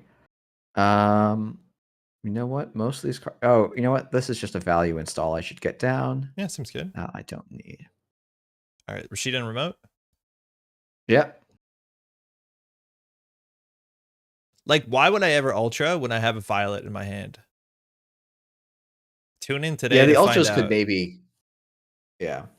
Oh, you can install a card. Because you have. Oh, Yes. I didn't read that part. That's cute. I mean, also sometimes you can have a Jeeves out, so you do both. Yeah, it's true. So true. Yeah. Install a card is cute. Okay. Oh, I didn't mandatory draw. Sorry, that one's on me. That doesn't change my turn. That's all good. Yeah. I definitely have whiffed on econ here. Yeah, onion. I like it. Yeah, that's a bad turn. It's going to be okay-ish. Okay, yeah, this is a good turn now. Those are the only credits the whole game you'll probably click for at this point. There's a guy. Geistwalker. Yep. Trash can draw card, whatever. Okay. Second Rashida. Yep. Why do I have Executive Bootcamp in this deck? Is it because of blackmail? It tutors Rikoko primarily. Oh, or reconstruction contract. True. Yeah, okay. I think I'll have to pull that. Yeah, it's also reason like it does mean that like you just instant win against Diaper most of the time. Yeah, I believe that. Yeah, this is like it's this deck can start interacting, but I'm you don't need to interact. So like R&D is wide so open. We haven't seen cameras yet, but like I guess we keep a spin doctor on the table for cameras. Okay, so we're gonna go replicator. You can only afford one more, I think.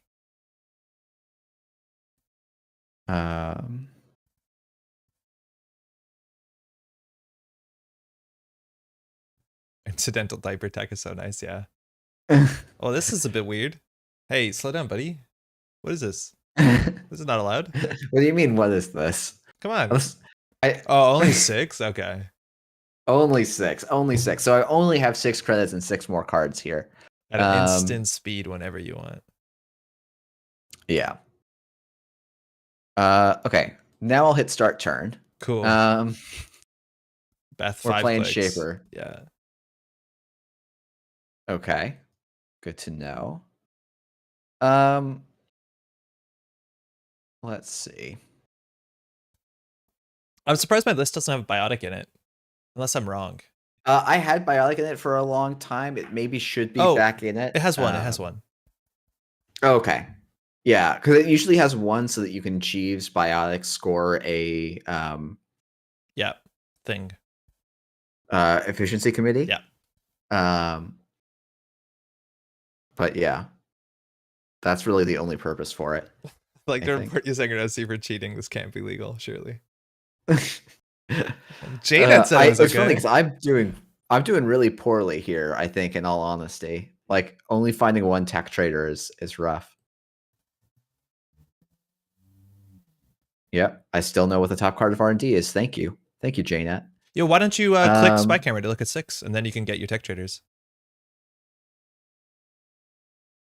Because I could instead not spend any clicks to do any of that, right? Yeah, but you're leaving credits on the table. Yeah, I'll go through my deck. I think you're not wrong. I think probably either are fine, unless you're gonna dump your hand here, which is a bit ugly, but not the worst. Again, too levy. Yeah, we're gonna draw. Okay, we're getting somewhere. Let's click all-nighter to draw a card, gain a credit. I feel like you also could be on deep dive in this deck. I don't know if you need Hushik. Yeah, I actually think deep dive is better than Hushik. It's harder with Ngolo and Lamb, that's for sure. So actually, maybe not. I don't know, but if you're gonna play Simul chips, like why not, right? Oh, so you added the film critic. Nice. Yeah, I did. I went and made that change. Now, funny enough, Vacheron does not care, does it? Vacheron does not care. I don't think it actually matters for any agendas in this list, but in theory, it could. Like an Ikawa, I could care about. Yeah. Actually, this list might be on Ikawa, I think, or GFI. It's on one of the two. I don't remember. You also then could like play New Angeles City Hall if you wanted tech, which I think these lists did. Yeah, the problem I found with New Angeles City Hall is it sort of doesn't. Yeah, you definitely can play it now. It's just a little bit. Okay, there we go. Okay, I'll res this. I'll trash this. Sounds good. Get the Rococo. Start a turn. Yep. I'll install. It's so hard to see my hand. Wait, there's a way to make this better. Yeah, I hit this button. Oh, sick. Yep, there should be a plus sign. Yeah. Yeah, just off to the bottom. Yeah, key feature for those of you that want to play Eternal CI, that little plus button in the bottom left hand. What's more important, right? A big Vitruvius or efficiency? I don't see the value of efficiency in this deck immediately. So the efficiency committee lets you score your 5 remaining points in 1 turn. I'm gonna go so that it's way. Quite then. valuable. Yeah. So like, yeah.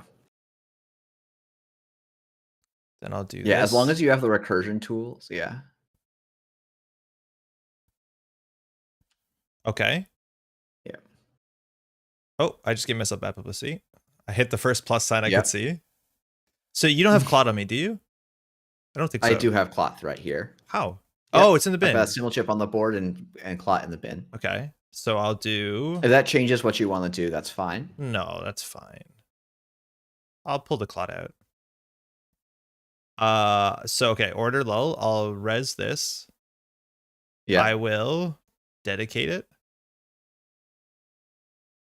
Okay, I will now. I will simul chip. Because it eats your hyperdriver, no? It eats my hyperdriver, yeah. Ecom, let's spend a bunch of clicks on Daddy Rococo. Yeah. Why did it give me 2 sets of triggers? That seems wrong. That sounds wrong. It is wrong. Yeah, I'm gonna put the top card back on top, shuffle, and subtract 2 credits. Yeah, Jenny, thank you. Ghastly becoming 30 homies, thank you. All right, okay. I'll advance this. I did have another hyperdriver in hand, so. Okay. Yep. Move this over, and I'll res this CVS. Yep. All right, pantograph. So now you get a hyperdriver, yeah. Yeah. I don't actually have a super. I don't have a super valuable install. He says installing a tech trader for 0 clicks. Wait, I have to discard cards. What is this? That was not part of the game plan at any point. Money. Okay, you spent some money. I mean, you could pop a Stell Moon to not have to discard any cards, but no, I'm fine. Okay, this is definitely a trick. Oh, shoot. That can't be the good discard, but looking at my hand, I can't find out a better discard. It'd probably be this, honestly. 1, yeah, hold on. 2, discard something 3. else. Yep, sounds good. Okay. Okay, let's look the top card R&D. Okay. What's that? Okay, let's run R&D. Spin Doctor. No action. Andrew, yeah, welcome to 2018. Man, this really should have deep dive in it. You think? Oh, yeah. I could deep dive so easily here. Yeah, on this board, say yeah. But like if I had 2 Ice HQ, I think it's a bit scarier. Not with like Angola Lamb Simul Chip. I don't think it is really. So here I have to put back Rococo dedication, right? I guess I have an archive somewhere in the list. Yeah.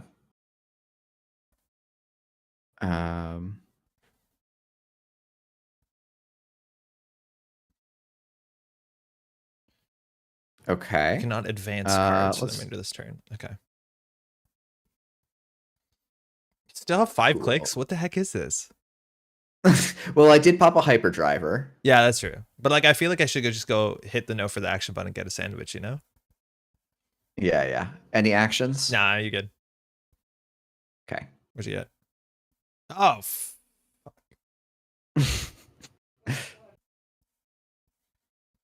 I feel like we might have turned the corner here.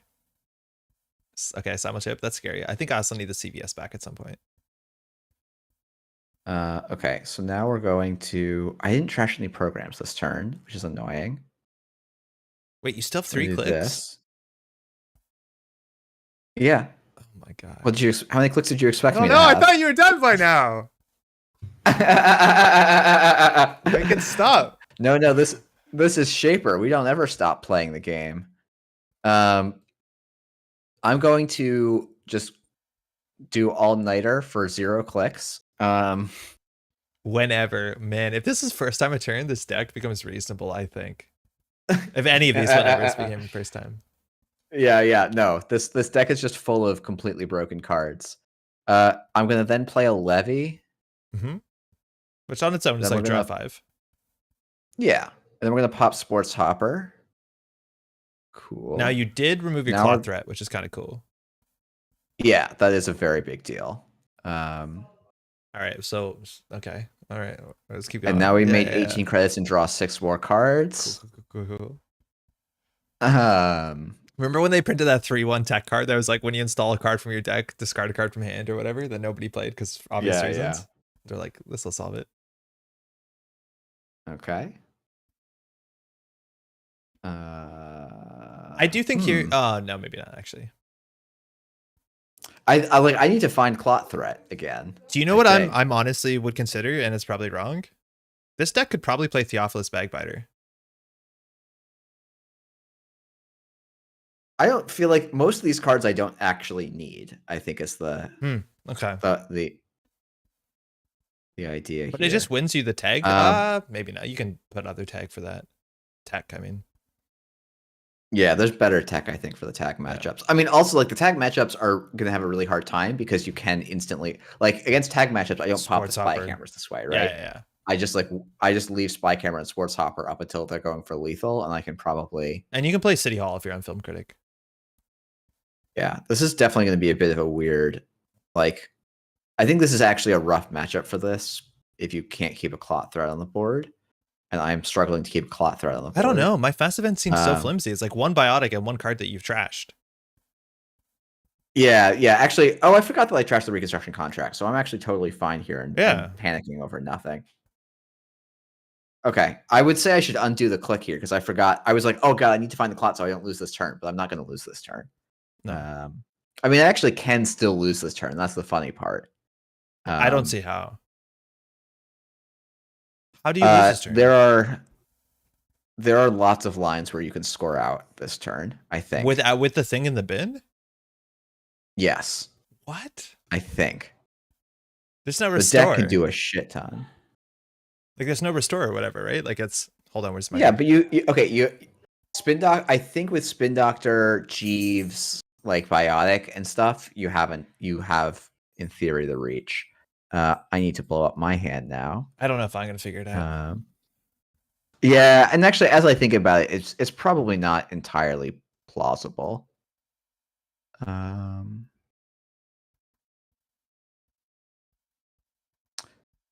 You know what? I probably don't need both of these. Let's get rid of that one.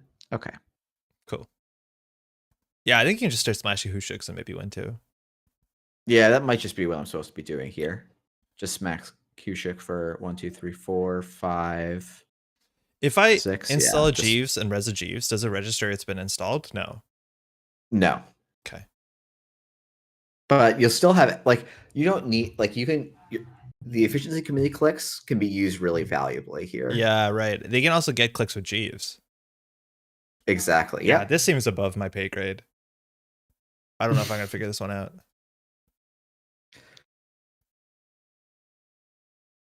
This can't have been the turn compared to what you did, and that's what I did. Like, oh my god, that could not have been the turn. Yeah, the fact that you're sitting on a 7 counter moons, I'm like, I'm suspicious that was the correct turn. Yeah. I probably should have popped it. Okay. Yo, Hedonism, enjoy the D&D. Okay. So what we're going to do is we're going to install 2 copies of All Nighter. We're going to install Lamb. We're going to Hushuk R&D. Very good. So vanilla. All right. We'll fully break vanilla for 2 credits. Yo, Ben was asking, what's CTM like in this meta? I haven't seen anyone do well with CTM, so I don't know the answer to that question, unfortunately. Yo, I got away with that.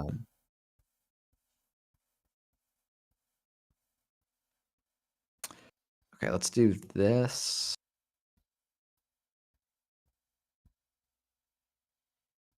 I'm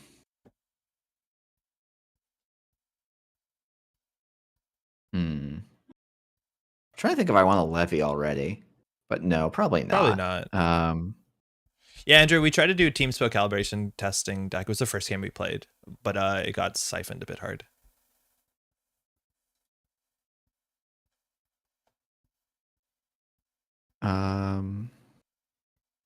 So let me think here.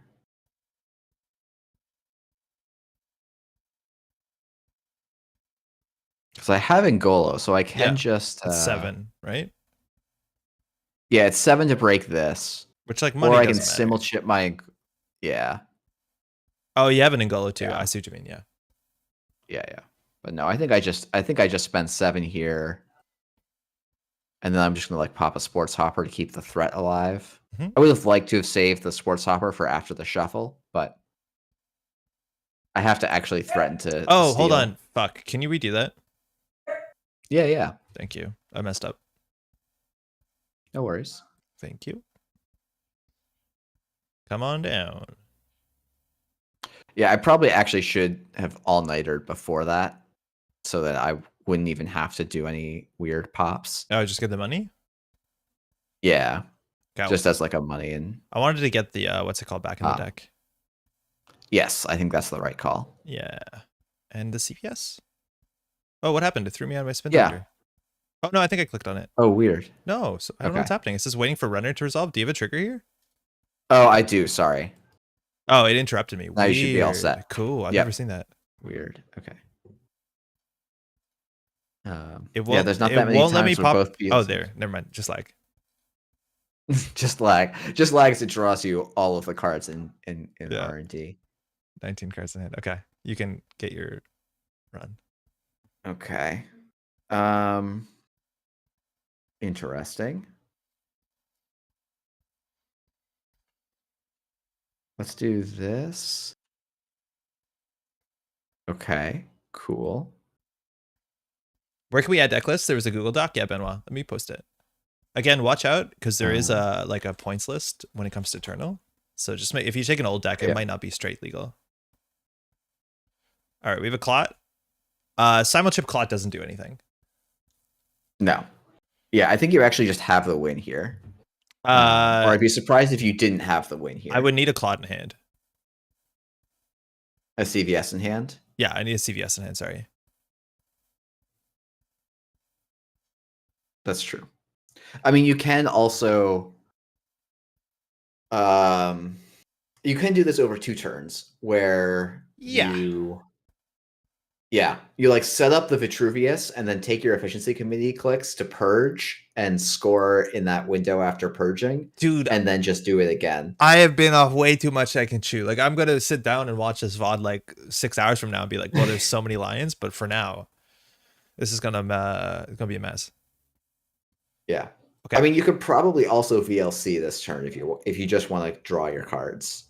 Okay, I'm gonna get the Cyberus. I'm gonna res this to start. Seems important. I'm gonna hit the plus button here because that seems important. So I do think I think I dumped the whole efficiency committee because otherwise I have to do 3 things in a row. So I could do. Do I have a mirror morph? No, I don't have a mirror morph. You can single click the efficiency committee to then do stuff if you need to.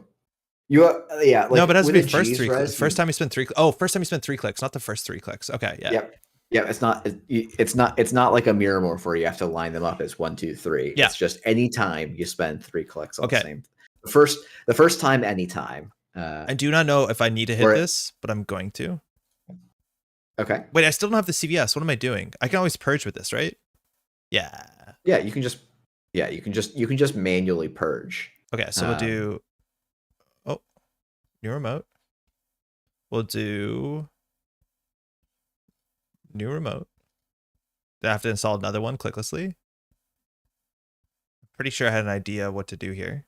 I don't anymore. So if you don't have a RLC or shipment for Mirror Morph, Yeah, I don't. okay, that does make this combo turn a bit harder. So what you are going to want to do then is take your other 2 clicks off of Efficiency Committee. But I have to install another thing or I'm going to lose the Jeeves. I think I should have just installed an Estelle and resed it for my first click. But I'm worried I'll deck out.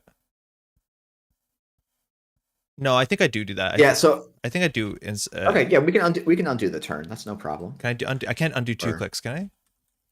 No. Okay, I'll undo. But you can just pull that card back and give yourself a click. I'm worried it's going to go undo for turn Jeeves. is fine. No. Well, this. Yeah. Okay. Undo turn. Undo turn. That'd be easy. Okay. Yeah, undo turn is probably the cleanest. Yeah. Yeah. Okay. Start turn. Okay. So I'll take one off of this. I will do first. Res the Jeeves. Yeah. New remote. I'll res her for obvious reasons, and then I'll install. Yeah. Think this thing, and then I think I'll install. Where is it? The important card. Huh?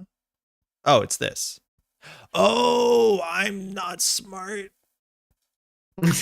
I messed up. I did have an organic triple install because I have to crack this. That was my 3rd install. Okay. My JNet screen, as soon as I cracked it, has just gone full black. Oh no. Hold on. I'm gonna just go leave the game and come back in because my JNet screen is entirely just blacked out. I don't know if you've ever seen this. Sounds good. It says Jinteki's asking that you don't want to leave. No, I'll leave. Okay, hold on. Power shutdown combo. Yeah, shut down your own JNet. I'm back in, and then the mulligan thing is like totally busted because it's showing me a hand of 17 cards. 17 cards. Yeah. Okay, so I'm still in the middle of the prompt. I'm gonna get the what's it called? The Rikoko. Yeah. Okay, so I have installed 3 things. Did I get my Jeeves click? Yeah. Yes. Yep. That's why you have 2 clicks left. So I don't think I did everything correctly because I need to clicklessly install this thing now. So I think that Estelle Moons was wrong. Anytime I hit a card, you pop the Estelle. Hold on. Anytime I hit a card, it blacks out. Oh no! Really? Yeah. Oh goodness. Okay, so we're back. Okay, so I could pop the Estelle Moon to try and draw into the CVS, but I think I'm just going to dump the Efficiency Committee. Okay, that works fine too. Yeah, every time I hit something, it blacks out, man. Oh god. Okay, well we can also call this game here. I've actually never seen that happen to me. I wonder what caused it to happen. Yeah, I don't know. New remote. It's looking real strange. Hey, Alec. Okay, I did a click without it breaking. Nope, just kidding. Okay. Oh man, this is so frustrating. Okay, hold on. Let's just talk it through, okay? Before I do anything, I just want to know if we can get something here. Okay, so basically here I can get up to 4 clicks. So I can. This is so ugly. But this is on me. But like basically, I can dedicate the reconstruction, move it to the Vitruvius, and purge still in a turn. That's like an obnoxious amount of resources just to get to 4 points, which I think it is a game point. It's gonna make your life much harder. Yes. To the point where, like, I think a reasonable play would just be like, I think a reasonable line would be here. Moon for CVS. Not putting down the Rikoko, just putting down something else, like a Spin Doctor, a Rashida, whatever. Yeah. Popping the Estelle Moon to set up for next turn because you are guaranteed to beat a Clot. Well, oh yeah, I see what you mean. It's not quite guaranteed, but like it's hard to not beat a Clot next turn because I can do 5 points in a turn trivially.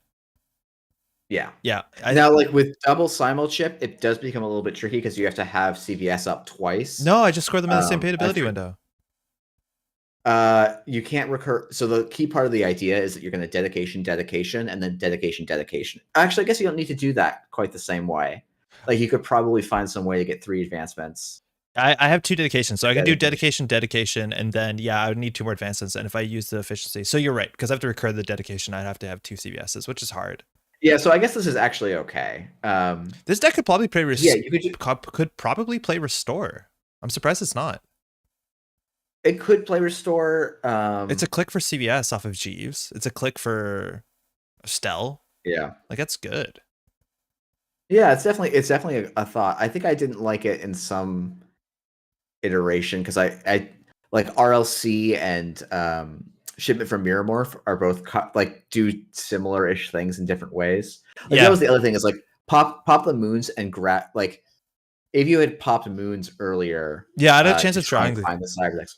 Yeah, I think that's going to be That's my potential for next turn. But if that's the case, I really want Yeah.